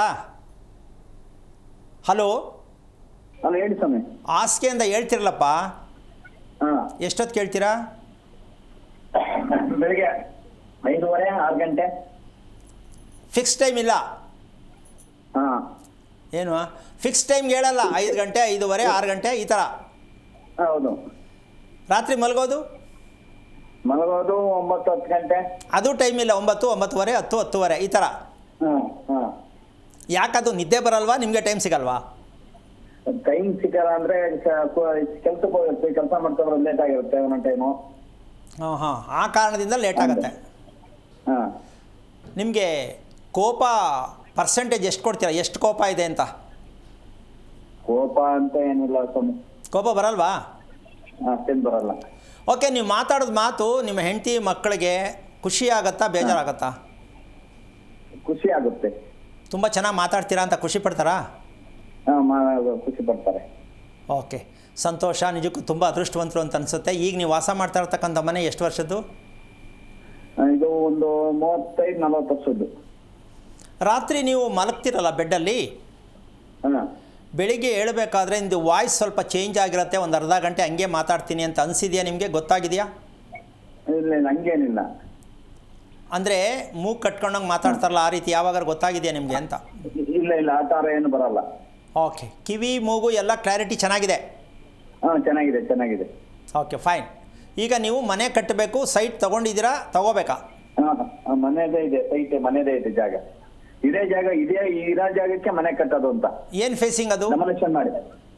ಏನು ಫೇಸಿಂಗ್ ಅದು ನಿಮ್ಮ ಮನೆ ಇರೋದು? ಒಂದು ಮನೆ ಇರೋದು 30-40 ಇದೆ. 40 ಆ ಕಡೆಗೆ? ಪಶ್ಚಿಮಕ್ಕೆ ಬಾಗಿಲಿದೆ. ಅಲ್ಲಪ್ಪ, 40 ಆ ಕಡೆಗೆ? ಪೂರ್ವ ಪಶ್ಚಿಮನ, ಉತ್ತರ ದಕ್ಷಿಣನ? ಉತ್ತರದ ಪೂರ್ವ ಪಶ್ಚಿಮ 40 ಇದೆ. ಉತ್ತರ ದಕ್ಷಿಣ 30. ಹಾಂ. ಸುತ್ತ ಜಾಗ ಬಿಟ್ಟಿದ್ದೀರಾ ಈಗ ಅಲ್ಲಿ ಇರೋದು? ಹಾಂ, ಇದೆ ಇದೆ ಇದೆ. ಓಕೆ, ಈಗ ಕಟ್ಟಬೇಕಾದ್ರೆ ನೀವು ಸ್ವಲ್ಪ ದೊಡ್ಡ ಕಟ್ಟಬೇಕು ಅಂತ ಐಡಿಯಾ ಮಾಡಿದ್ದೀರಾ? ಹೌದೌದು ಸ್ವಾಮಿ. ಯಾಕೆ? ದೊಡ್ಡದಾಗಿರಲಿ ಅಂತ? ಹೌದು ಸ್ವಾಮಿ. ಓಕೆ, ಈಗ ಅದು ಮನೆ ಕಟ್ಟುವಂಥ ಲೆಕ್ಕಾಚಾರಕ್ಕೆ ಸಣ್ಣ ಉದಾಹರಣೆ. ರಸ್ತೆ ಯಾವುದು? ಹಾಂ. ರಸ್ತೆ ಹಾಂ? ರಸ್ತೆ ರಸ್ತೆ ಪಶ್ಚಿಮಕ್ಕೆ ಬರುತ್ತೆ. ಓಕೆ, ನಿಮ್ಮ ಶ್ರೀಮತಿಯವರ ಆರೋಗ್ಯ ಮನಸ್ಥಿತಿ ಹೇಗಿದೆ? ಚೆನ್ನಾಗಿದೆ. ಓಕೆ, ಸೊ ಇವತ್ತಿನವರೆಗೂ ನನ್ನ ಸರ್ವೀಸಲ್ಲಿ ಹಾಂ. ಎಲ್ಲವೂ ಚೆನ್ನಾಗಿದೆ ಅಂತ ಹೇಳಿದಂಥ ಏಕೈಕ ವ್ಯಕ್ತಿ ಇವರೇ. ಯಾವುದು ನೆಗೆಟಿವೇ ಇಲ್ಲ, ಎಲ್ಲ ಪಾಸಿಟಿವೇ ಇದೆ. ಆದರೂ ಪಶ್ಚಿಮದ ರಸ್ತೆಯಲ್ಲಿ ಮನೇಲಿದ್ದಾರೆ. ಎಲ್ಲವೂ ಚೆನ್ನಾಗಿದೆ ಅಂತ ಹೇಳ್ತಕ್ಕಂಥ ವಿಚಾರ. ಅಂದರೆ ನಾನು ಹೇಳೋದು ಅರ್ಥ ಮಾಡ್ಕೊಳ್ಳಿ, ಹಾಂ. ಭಯ ಆತಂಕವನ್ನು ಉಂಟು ಮಾಡ್ತಕ್ಕಂಥ ಸ್ಥಿತಿಯಲ್ಲಿ ನೀವಿದ್ದೀರಾ. ಅಂದರೆ ಏನೂ ಆಗಲ್ಲ, ಆದರೂ ಏನಾಗ್ಬಿಡ್ಬೋದು, ಮಾಡೋದಾ ಬೇಡವಾ, ಸರಿನಾ ತಪ್ಪಾ, ಈ ಆತಂಕ ಇದೆಯಲ್ಲ. ಹಾಂ. ಅರ್ಥ ಆಯ್ತಾ? ಇನ್ನೊಂದ್ಸಲ ಹೇಳ. ಹೇಳಿ ಸುಮಂಚು. ಕಾರಣ ಇಷ್ಟೇ. ಎಷ್ಟು ಜನ ಇದ್ದೀರಾ ಮನೆಯಲ್ಲಿ ನೀವು? ನಾವು 4 ಜನ ಇದ್ದೀವಿ. ಇದರಲ್ಲಿ ಮಾತು ಕೇಳಲ್ಲ, ಸ್ವಲ್ಪ ಹೇಳಿದ್ದನ್ನು ಅಂದರೆ ಯಾರು ಮಕ್ಕಳ ಯಾರು ಎಲ್ಲ ಕೇಳ್ತಾರೆ. ಸೂಪರ್, ಕಟ್ಟಿ ಆರಾಮ ಮನೆ ಕಟ್ಟಿ, ಏನು ತೊಂದರೆ ಇಲ್ಲ. ಅಂದರೆ ನಾನು ಹೇಳಿದೆ ಅಂತ ಕಟ್ಟಬೇಡಿ. ಕಾರಣ ನೀವು ಗುರುತು ಯಾವುದು ಸಿಕ್ಕಿಲ್ಲ, ಗುರುತು ಯಾವುದು ಕೊಟ್ಟಿಲ್ಲ, ನೀವು ಶತಭಿಷ ನಕ್ಷತ್ರ ಹೇಳಿದ್ದೀರಾ, ಆ ನಕ್ಷತ್ರದ ಮೇಲೆ ಮಾತಾಡಿದ್ದೀನಿ, ನೀವು ಯಾವುದು ಎಲ್ಲವನ್ನೂ ಕೂಡ ಸಕ್ಸಸ್ ಅಂತ ಹೇಳಿದ್ದೀರಾ. ಹಂಗೆ ಮಾಡಿಬಿಡಿ. ನನ್ನ ವಿಚಾರದಲ್ಲಿ ಕೇಳ್ಕೊಂಡು ಮನೆ ಕಟ್ತೀಯ ಅಂತ ದಯವಿಟ್ಟು ಕಟ್ಟಕ್ಕೆ ಹೋಗಬೇಡಿ, ನಿಮ್ಮ ಖುಷಿ ಅದು. ಯಾಕೆ ಅಂದರೆ ಶತಭಿಷ ನಕ್ಷತ್ರ ಹುಟ್ಟುವವರಿಗೆ ಯಾವ ಕಾರಣಕ್ಕೂ ಕುಟುಂಬದಲ್ಲಿ ಸಾಮರಸ್ಯ ಇರಲ್ಲ. ಕುಟುಂಬದಲ್ಲಿ ಸಾಮರಸ್ಯ ಇರಲ್ಲ. ನೀನೇ ಬಿಡು, ಅವ್ನು ಮೋಸ ಮಾಡಿಬಿಟ್ಟ, ಅವ್ನು ಹೊಡ್ಕೊಂಬಿಟ್ಟ, ಅವ್ನು ಇಟ್ಕೊಂಬಿಟ್ಟ, ಈ ಥರ ರೀತಿಯಲ್ಲಿ ಒಂದು ವ್ಯಕ್ತಿಯಾಗಿರ್ತಾರೆ. ಅದರಲ್ಲಿ ನೀವು ಯಾವುದೂ ಇಲ್ಲ ಅಂದಮೇಲೆ ನೀವು ಗೆದ್ದಿದ್ದೀರಾ, ದೈವ ಮನುಷ್ಯ ಆಗಿದ್ದೀರಾ ಅಂತ ಖುಷಿ ಆಯಿತು ನನಗೆ. ಒಳ್ಳೆಯದಾಗಲಿ. ನನ್ನ ಪ್ರಕಾರ ಕಟ್ಟಕ್ಕೆ ಹೋಗಬೇಡಿ, ನಿಮ್ಮ ಖುಷಿ ನೀವು ಕಟ್ಟಿ. ಒಳ್ಳೆಯದಾಗಲಿ. ಓಕೆ, ಧನ್ಯವಾದಗಳು ಕರೆ ಮಾಡಿದ್ದಕ್ಕಾಗಿ. ಗುರುಜಿ, ಇನ್ನು ಹೃದಯದ ವಿಚಾರವಾಗಿ ತಿಳಿಸ್ಕೊಡ್ತಾ ಇದ್ರಿ. ಬಹುಶಃ ಹೃದಯ ಇದೆ ಅನ್ನೋದನ್ನೇ ನಾವು ಇಷ್ಟು ದಿನಗಳ ಕಾಲ ಬರೆತಿದ್ವಿ. ಬಟ್ ಇವತ್ತು ನೀವು ತಿಳಿಸಿರುವಂಥ ಅರ್ಥಪೂರ್ಣ ವಿಚಾರಗಳು ಹಲವಾರು ಅಂಶಗಳನ್ನು ನಮಗೆ ನೀಡಿದೆ. ಮುಂದಿನ ವಿಚಾರವನ್ನು ತಿಳಿಸೋದಾದ್ರೆ ಗುರು. ಇಲ್ಲಿ ಕೇಳಿಸ್ಕೊಡೋಕ್ಕೆ ಸ್ವಲ್ಪ ಕಷ್ಟ ಅನಿಸುತ್ತೆ, ಹೌದಲ್ಲಮ್ಮ? ಇದೇನಪ್ಪ ಹಿಂಗೆ ಹೇಳ್ಬಿಟ್ರಲ್ಲ ಅಂತ ಹೇಳಿ. ಯಾಕೆ ಅಂತಂದರೆ ಯಾವುದೇ ಒಬ್ಬ ವ್ಯಕ್ತಿ ಚಿಕ್ಕದಾಗಿ ಯಾವುದೋ ಒಂದು ಬಾಡಿಗೆ ಮನೆನೋ ಲೀಸ್ಗೋ ಯಾವುದೋ ಒಂದು ಮನೆ ಹಾಕ್ಕೊಂಡು ಬರ್ತಾನೆ, ಎಲ್ಲಿಂದನೋ ಬರ್ತಾನೆ, ಇಲ್ಲೇ ಇರ್ತಾನೆ ಅಂತ ಇಟ್ಕೊಳ್ಳಿ. ಚೆನ್ನಾಗಿ ಬೆಳೀತಾನೆ ಮನುಷ್ಯ, ಚೆನ್ನಾಗಿ ಬೆಳೀತಾನೆ, ಶ್ರೀಮಂತಿಕೆ ಬರುತ್ತೆ, ಮನೆ ಕಟ್ಟುವಷ್ಟು ಮಟ್ಟಕ್ಕೂ ಶಕ್ತಿ ಬಂದ್ಬಿಡತ್ತೆ, ಹಣದಲ್ಲಿ ಪ್ರತಿಯೊಂದರಲ್ಲೂ ಕೂಡ ಖುಷಿ ಪಡ್ತಾನೆ ಅವನು. ಈ ಮನೆಗೆ ಬಂದ್ಮೇಲೆ ನನಗೆಲ್ಲ ಚೆನ್ನಾಗಾಯಿತು ಅಂತ ಹೇಳ್ತಾರಾ ಇಲ್ವಾ? ಹೇಳ್ತಾರೆ. ಕೆಟ್ಟದ್ದಾದರೂ ಈ ಮನೆಗೆ ಬಂದಮೇಲೆ ಈಗ ಆಯಿತು ಅಂತಾರೆ, ಒಳ್ಳೇದಾದರೂ ಈ ಮನೆಗೆ ಬಂದಮೇಲೆ ಆಯಿತು ಅಂತ. ಬಟ್ ಗೊತ್ತು ಮನೆಯಿಂದ ಎಲ್ಲವೂ ಆಗುತ್ತೆ ಅಂತ. ಆದರೆ ಪ್ರಾಕ್ಟಿಕಲ್ಲಾಗಿ ಅವ್ರ ಮನೆ ಕಟ್ಟುವಾಗ ಅದನ್ನು ಮರ್ತುಬಿಡ್ತಾರೆ. ಯಾಕೆ ಮರೀತಾರೆ ಅಂದರೆ ಹೇಳುವಂಥ ಅವಿವೇಕಿಗಳ ಹತ್ರ ಹೇಳ್ಕೊಡ್ತಾರೆ, ಅದಕ್ಕೆ ಅವ್ರು ಮರ್ತುಬಿಡ್ತಾರೆ. ಏನಿಲ್ಲ ಕಟ್ಟು, ಮುಟ್ಟದೆಲ್ಲ ಚಿನ್ನಸ್ವಾಮಿ, ಕಟ್ಟು. ಈಗ ಇವ್ರನ್ನ ನಾನು ವಿಮರ್ಶೆ ಮಾಡಿದೆ, ನಿಮ್ಗೆ ಇದಿದೆಯಾ, ಈ ಥರ ಇದೆಯಾ, ಈ ಥರ ಇದೆಯಾ ಅಂತ. ಎಲ್ಲ ಚೆನ್ನಾಗಿದೆ ಅಂತ ಹೇಳೋದು. ಈಗ ಚೆನ್ನಾಗಿದೆಯಾ ಅಂದಮೇಲೆ ಡಾಕ್ಟರ್ ಹತ್ರ ಏನಕ್ಕೆ ಹೋಗಬೇಕು, ಯಾಕೆ ಫೋನ್ ಮಾಡಬೇಕು, ವಿಚಾರ ಬರುತ್ತೆ. ಹಾಗಂತ ಒಪ್ಕೋಬೇಕು ಒಪ್ಕೋಬಾರ್ದು ಪ್ರಶ್ನೆ ನಾನು ಹೇಳ್ತಾ ಇಲ್ಲ. ವಿಷಯ ಇಷ್ಟೇ, ನಾನು ಯಾರು, ನನ್ನ ಕುಟುಂಬ ಏನು ಅಂತಕ್ಕಂಥ ಅರಿವನ್ನು ಮೂಡಿಸ್ಕೊಳ್ತಕ್ಕಂತಹ ಪ್ರಜ್ಞೆ ಇದ್ದರೆ ನಾನು ಮನೆ ಕಟ್ಟಬೇಕಾ, ಮದುವೆ ಮಾಡ್ಕೋಬೇಕಾ, ಮಗು ಮಾಡ್ಕೋಬೇಕಾ ಅಂತ ಕೇಳಲ್ಲ. ಪ್ರಜ್ಞೆ ಇದ್ದರೆ ಏನೋ ಕೇಳಿದ್ದೀವಿ, ಕಾಲದಿಂದ ಮಾಡಿ ಬದುಕಿದ್ದೀವಿ, ಕೇಳಿಬಿಡೋಣ, ಅವ್ರು ಎಸ್ ಅನ್ನೋ ಕಟ್ಬಿಡೋಣ. ಅಂದರೆ ಇನ್ನೊಬ್ಬರ ನಂಬಿಕೆ ಮೇಲೆ ನೀವು ಮನೆ ಕಟ್ತೀರಾ, ಇನ್ನೊಬ್ಬರ ನಂಬಿಕೆಯಲ್ಲೇ ಮದುವೆ ಮಾಡ್ತೀರಾ, ಇನ್ನೊಬ್ಬರ ನಂಬಿಕೆಯಲ್ಲಿ ಮಗು ಮಾಡ್ಕೋತೀರಾ, ಇನ್ನೊಬ್ಬರ ನಂಬಿಕೆಯಲ್ಲಿ ಪೂಜೆ ಮಾಡ್ತೀರಾ. ಬಟ್ ನಿಮ್ಮದೇನಲ್ಲಿ ನಮ್ಮ ಕಾರ್ಯಕ್ರಮದ ಪೂರ್ಣ ಸತ್ಯ ಯಾವುದು ಅಂದರೆ ಪ್ರಜ್ಞೆಯನ್ನು ಮೂಡಿಸುವುದೇ ನಿಮ್ಮಗಳಿಗೆ ನಮ್ಮ ಕಾರ್ಯಕ್ರಮದ ಮೂಲಾರ್ಥ. ನಿಮಗೆ ಪ್ರಜ್ಞೆ ಬರಬೇಕು, ನೀವು ಪ್ರಜ್ಞಾವಂತರಾಗಬೇಕು, ನೀವು ಆರೋಗ್ಯವಂತರಾಗಬೇಕು. ಇದು ಕಾರ್ಯಕ್ರಮದ ಮೂಲ ತತ್ವ. ಎಲ್ಲ ಚೆನ್ನಾಗಿದೆ, ಖುಷಿ. ಪ್ರಪಂಚದ ಇತಿಹಾಸದಲ್ಲಿ ಎಲ್ಲವೂ ಕರೆಕ್ಟ್ ಇದೆ ಅಂತ ಪ್ರಪಂಚದಲ್ಲಿ ಯಾರೂ ಹೇಳಲಿಕ್ಕಾಗಲ್ಲ, ದೇವರೇ ಹೇಳೋಕ್ಕಾಗಿಲ್ಲ. ಏನು ಹೇಳ್ತೀಯಮ್ಮ, ದೇವ್ರಿಗೂ ಬೈತಾರಲ್ಲ, ನನಗೆ ಯಾಕೆ ದೇವ್ರಿಗೆ ಕೊಟ್ಟ ಅಂತ ಬೈದ್ರೆ ತಾನೆ. ಅಂದ ಮೇಲೆ ಎಲ್ಲವೂ ಚೆನ್ನಾಗಿದೆ ಅಂದ ಮೇಲೆ ನಾವು ಬ್ಯಾಲೆನ್ಸ್ ಮಾಡಿ ನಾಟಕ ಆಡ್ಕೊಂಡು ಬದುಕ್ತಾ ಇದ್ದೀವಿ. ಸೊ ಈ ಸತ್ಯ ಗೊತ್ತಿಲ್ಲ, ತಿಳ್ಕೋಬೇಕು. ಇದು ಒಂದು ವಿಷಯ ಇದೆ, ದೇಹದ ಬಗ್ಗೆ ಅರಿಬೇಕು, ಮನೆ ಕಟ್ಟೋದ್ರ ಬಗ್ಗೆ ಜಾಗ ಹೇಗಿರಬೇಕು, ಆ ಜಾಗದ ಸತ್ಯ ಏನು ಅಂತ ತಿಳ್ಕೊಳ್ಬೇಕು ಅನ್ನೋ ಅರಿವಿದ್ದಾಗ ಈ ಥರ ಜನ ಹೇಳೋಕ್ಕೋಗಲ್ಲ. ಸೊ ಇದೆಲ್ಲ ಏನಿಲ್ಲ, ನನಗೇನು ಕಮ್ಮಿ ಆಗಿಲ್ಲ, ಊಟ ಚೆನ್ನಾಗಿತ್ತಾ, ಚೆನ್ನಾಗಿತ್ತು ಅಷ್ಟೇ, ಏನು ಕೇಳಿದ್ರು ಚೆನ್ನಾಗಿತ್ತು, ಅದ್ರ ಬಗ್ಗೆ ಅರಿವಿರಲ್ಲ, ಹೊಟ್ಟೆ ತುಂಬ್ತಾ ಚೆನ್ನಾಗಿತ್ತು, ಮೈ ಕರೆಕ್ಟಾಗಿ ಕಚ್ಕೊಂಡು ಕೂತ್ಕೋದ ಬಟ್ಟೆ ಚೆನ್ನಾಗಿ ಹೊಲ್ದವನೆ. ಸೊ ಈ ರೀತಿ ಸಾಕಷ್ಟು ಜನಗಳಿಗಿದೆ. ಏನು ಹೇಳ್ತೀಯಮ್ಮ?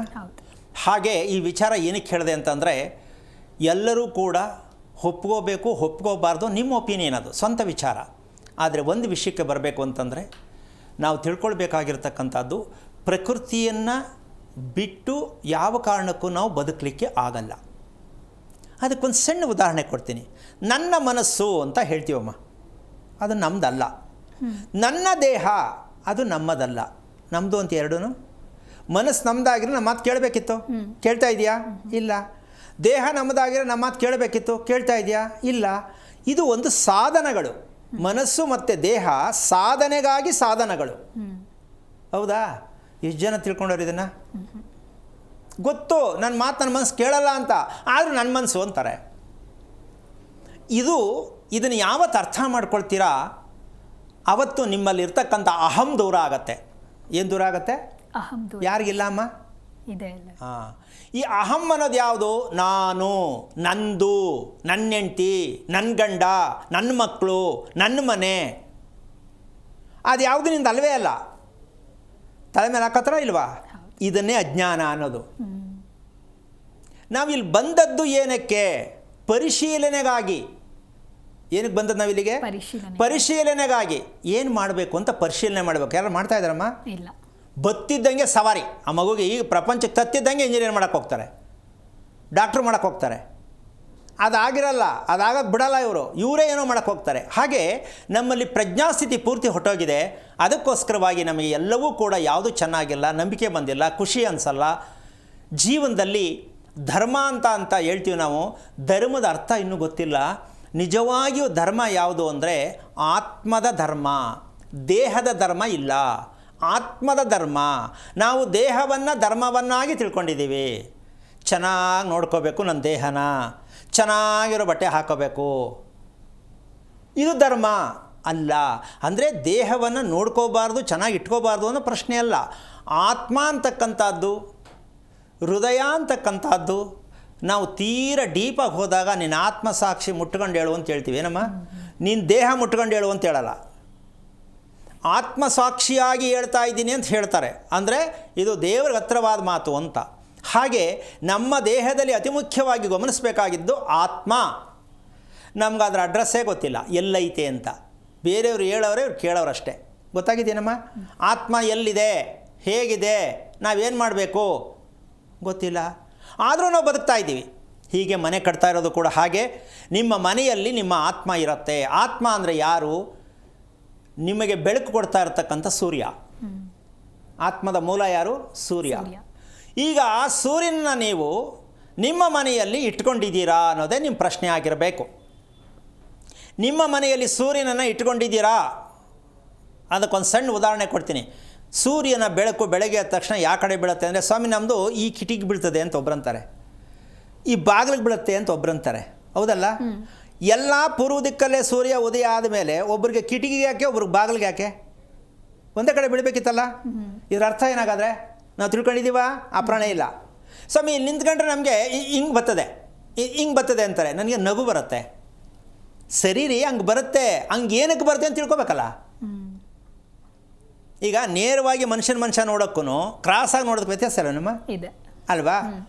ಸೊ ಬೇಜಾರಾಗಿ ಖುಷಿ ಇಲ್ಲ ಅಂದರೆ, ತೃಪ್ತಿ ಇಲ್ಲ ಅಂದರೆ ಆ ವ್ಯಕ್ತಿ ಹತ್ರ ಸುಮ್ಮನೆ ಏನೋ ಒಂದು ಕಡೆ ನೋಡಿ ಮಾತಾಡ್ತಾರೆ. ತೃಪ್ತಿಯಾಗಿದ್ದರೆ ಮುಖ ನೋಡೇ ಮಾತಾಡ್ತಾರೆ. ಇದಕ್ಕೆ ಬುದ್ಧಿವಂತಿಕೆ ಅಂತಕ್ಕಂಥದ್ದಲ್ಲ, ಜ್ಞಾನತ್ವ ಅಂತ ಹೇಳ್ತಾರೆ. ಮನಸ್ಸಿಗೆ ಖುಷಿ ಆಗಬೇಕು. ಯಾವುದೇ ವ್ಯಕ್ತಿ ನೋಡಲಿ, ಯಾವುದೇ ಒಂದು ಮನೆ ನೋಡಲಿ. ಈಗ ನಮಗೆ ಏನು ಹೇಳ್ಬೋದು ಅಂದರೆ, ಫ್ಯಾಷನ್ ಅಂತ ಮನೆಗೆ ನಾವು ತಂದುಬಿಟ್ಟಿದ್ವಿ. ಹೌದೇನಮ್ಮ? ಫ್ಯಾಷನ್. ಮನೆ ಒಂದು ಫ್ಯಾಷನ್ ಆಗಿರಬೇಕು. ಈ ಫ್ಯಾಷನ್ಗೆ ಬ್ರಾಕೆಟಲ್ಲಿ ಒಂದು ಪದ ಇದೆ, ಆತ್ಮಹತ್ಯೆ. ಫ್ಯಾಷನ್ಗೆ ಪದ ಯಾವುದು? ಆತ್ಮಹತ್ಯೆ. ಇದು ಹೋಲಿಕೆ ಆಗುತ್ತೆ ಅಂತ ಇಲ್ಲ ಅಂತೀಯ? ಯಾಕೆ ಅಂದರೆ ಅದಿಲ್ಲ, ನಾವು ಬಿಡಲ್ಲ, ಅದು ಮಾಡ್ತೀವಿ, ಅದು ಹಿಂಗೆ ಕಾಣಿಸ್ಬೇಕು. ಇಲ್ಲದ್ದನ್ನು ನಾವು ಪ್ಯಾಟ್ರನ್ ಮಾಡೋಕ್ಕೆ ಹೋದರೆ, ಕೆಲವರು ಹೇಳ್ತಾರಲ್ಲ, ಮೂಗು ಆಪ್ರೇಷನ್ ಮಾಡಿಸ್ಕೊಳ್ಳೋದು ನೆಟ್ಟಗೆ ಕಾಣಲಿ ಅಂತ, ಮುಖ ಚೆನ್ನಾಗಿ ಅರಳ್ದಂಗಿರಲಿ ಇಂಜೆಕ್ಷನ್ ತೊಗೊಳ್ಳೋದು, ಸಣ್ಣ ಆಗೋಕ್ಕೇನೋ ಮೆಡಿಸಿನ್ ತೊಗೊಳ್ಳೋದು, ಇದೆಲ್ಲ ಏನು? ಪ್ಯಾಟ್ರನ್, ಫ್ಯಾಷನ್, ಚೆನ್ನಾಗಿ ಕಾಣಿಸ್ಬೇಕು ಅಲ್ಲಮ್ಮ? ಸೊ ಹಾಗಾಗಿ ಇಲ್ಲಿ ನಮಗೆ ಇರ್ತಕ್ಕಂತಹ ಒಂದು ವಿಚಾರ, ಏನೇ ವಿಷಯ ಆಗಲಿ ಕೂಡ ನಾವು ಮನೆಯಲ್ಲಿ ಇರ್ತಕ್ಕಂತಹ ವಿದ್ಯುತ್ ಶಕ್ತಿ ಅಂತಕ್ಕಂಥದ್ದು ಸಮಪ್ರಮಾಣವಾಗಿ ಹಂಚ್ಕೋಬೇಕು. ಈ 27 ಅಡಿ ಅಂತಕ್ಕಂಥದ್ದನ್ನು 4 ದಿಕ್ಕಿಗೆ ನೀವು ಟೇಪ್ ಹಾಕಿದ್ರೆ ಒಂದೇ ಅಳತೆ ಬರಬೇಕು. ಆಗ ನಿಮ್ಮ ಮನೆಯಲ್ಲಿ ವಿದ್ಯುತ್ ಶಕ್ತಿಯ ಪ್ರಮಾಣ ಎಷ್ಟಿದೆ, ಅದು ನಿವೇಶನ ಯಾವುದು, ಆ ನಿವೇಶನವನ್ನು ನೀವು ಯಾವ ರೀತಿಯಾಗಿ ನೀವು ಹಂಚಿದ್ದೀರಾ, ಅದರಲ್ಲಿ ಯಾವ ಭಾಗಗಳನ್ನು ನಾವು ಅದನ್ನು ಗುರುತಿಸ್ಕೋಬೇಕು. ಅದನ್ನು ಹೇಗೆ ಮನೆಯಲ್ಲಿ ನಾವು ವಿದ್ಯುತ್ ಶಕ್ತಿಯನ್ನು ನಮ್ಮ ದೇಹಕ್ಕೆ ಅದು ಹೆಂಗೆ ಅಂತ ಇದು ಕಂಡುಹಿಡಿಬೇಕು ಅಂದರೆ, ಇದಕ್ಕೊಂದು ಮಿಷನರಿ ಮೂಲಕವಾಗಿ ಮನೆಯಲ್ಲಿರ್ತಕ್ಕಂತಹ ವಿದ್ಯುತ್ ಶಕ್ತಿ ಪ್ರಮಾಣವನ್ನು ಗುರುತಿಸಬಹುದು. ನಮಗಿದು ಅರಿವಿಗೆ ಬರಲ್ಲ. ಅದಕ್ಕೋಸ್ಕರವಾಗಿ ನಮಗೆ ಯಾವಾಗ ಬರುತ್ತೆ ಅಂದರೆ, ಆ ಮನೇಲಿ ಮಲ್ಕೊಂಡ್ರೆ ನಮ್ಗೆ ನಿದ್ದೆ ಬರಲ್ಲ ಅಂತೀವಲ್ಲ, ಅದೇ ಐಡೆಂಟಿ ಅದಕ್ಕೆ. ಸೊ ಹಾಗಾಗಿ ನಿಮ್ಮ ಮನೆಯಲ್ಲಿರುವ ವಿದ್ಯುತ್ ಶಕ್ತಿಯನ್ನು ಗಮನಿಸದೇ ಇದ್ದ ಪಕ್ಷದಲ್ಲಿ ಹೃದಯಾಘಾತಕ್ಕೆ ಸಾಧ್ಯತೆ ಅನ್ನುವಂತಹ ಪ್ರಶ್ನೆ ನಿಮ್ಮಲ್ಲಿ ಮೂಡುವ ಸಾಧ್ಯತೆ, ಭಯವನ್ನು ಉಂಟು ಮಾಡುವ ಮನೆಯಾಗತ್ತೆ. ಯಾರ ಮನೆಯಲ್ಲಿ ಭಯ ಉಂಟು ಮಾಡಾಗುತ್ತೋ ಅಲ್ಲಿ ತಿಳ್ಕೋಬೇಕು, ಆ ಮನೆಯಲ್ಲಿ ಸಮಪ್ರಮಾಣವಾದ ರೀತಿಯಲ್ಲಿ ವಿದ್ಯುತ್ ಶಕ್ತಿ ಇಲ್ಲ. ಅಂದ ಮೇಲೆ ನಿಮ್ಮ ತಲೆಯನ್ನು ಕೆಡಿಸುವಂಥ ವಿದ್ಯುತ್ ಶಕ್ತಿ ಅಲ್ಲಿದೆ. ಇದು ಏನಾಗುತ್ತೆ ಅಂದರೆ ಆಹಾರದ ಮೇಲೂ ಪರಿಣಾಮ ಬೀರುತ್ತೆ. ನಿಮ್ಮ ದೇಹದಲ್ಲಿ ಒಳಭಾಗದಲ್ಲಿರ್ತಕ್ಕಂಥ ಹೃದಯ ಆಗಲಿ, ಕಿಡ್ನಿ ಆಗಲಿ, ಕರಳಾಗಲಿ, ಜಠರ ಆಗಲಿ, ಯಾವುದೇ ಒಳಭಾಗಗಳಿಗೂ ಈ ಮನೆಯಲ್ಲಿ ಉತ್ಪತ್ತಿಯಾಗ್ತಕ್ಕಂತಹ ವಿದ್ಯುತ್ ಶಕ್ತಿಗೂ ಸಂಬಂಧ ಇದೆ ಅಂತ ತಿಳ್ಕೊಳ್ತಕ್ಕಂಥದ್ದು ನೀವೆಲ್ಲ ತಿಳ್ಕೊಂಡಿದ್ದೀರಾ ಅಂತ ಹೇಳ್ತಾ ಕಾರ್ಯಕ್ರಮ ಮುಗಿಸ್ತಾ ಇದ್ದೀನಿ. ಜೈ ಶ್ರೀರಾಮ್. ಸರಿ ಗುರುಜಿ, ಸಾಕಷ್ಟು ವಿಚಾರದ ಕುರಿತಂತೆ ನಮ್ಮ ವೀಕ್ಷಕರಿಗಾಗಿ ತಿಳಿಸ್ಕೊಟ್ಟಿದ್ದೀರಾ. ಧನ್ಯವಾದಗಳು ಗುರುಜಿ ಕಾರ್ಯಕ್ರಮಕ್ಕೆ ಆಗಮಿಸಿದ್ದಕ್ಕಾಗಿ. ನೋಡಿದಿರುವ ವೀಕ್ಷಕರೇ, ಕರ್ಮಭೂಮಿ ಧರ್ಮಭೂಮಿ ಆಗಬೇಕು. ಹೃದಯದ ಬಗ್ಗೆ ಪ್ರಜ್ಞೆ ಮೂಡಿದಾಗ ಮಾತ್ರ ನಾವೆಲ್ಲರೂ ಕೂಡ ಆರೋಗ್ಯವಂತರಾಗಿರ್ತೀವಿ. ಹೃದಯಕ್ಕೆ ಪೂಜೆಯನ್ನು ಮಾಡಬೇಕು ಅನ್ನುವಂಥ ವಿಚಾರವನ್ನ ಗುರುಜಿ ಬಹಳ ಅರ್ಥಪೂರ್ಣವಾಗಿ ತಿಳಿಸ್ಕೊಟ್ಟಿದ್ದಾರೆ. ಇದಾಗಿತ್ತು ಈ ಹೊತ್ತಿನ ವಿಶೇಷ. ನೋಡ್ತಾ ಇರಿ ಜೀ ಕನ್ನಡ ನ್ಯೂಸ್, ಸತ್ಯವೇ ಸುದ್ದಿಯ ಜೀವಾಳ. ಹೆಚ್ಚಿನ ಮಾಹಿತಿಗಾಗಿ ಸಂಪರ್ಕಿಸಿ ಶ್ರೀಮಾನ್ ಶ್ರೀ ಪುರುಷೋತ್ತಮ್ ದೇಶಿ ಗುರೂಜಿ, ಶ್ರೀ ಧರ್ಮ ಮಾರ್ಗ ಕಚೇರಿ, ನಂಬರ್ 532, ಮಲಥಳ್ಳಿ ಮುಖ್ಯ ರಸ್ತೆ, ಬೆಂಗಳೂರು 560056. ಸಂಪರ್ಕಿಸಿ 9148639933, 8618915231, 9108258834.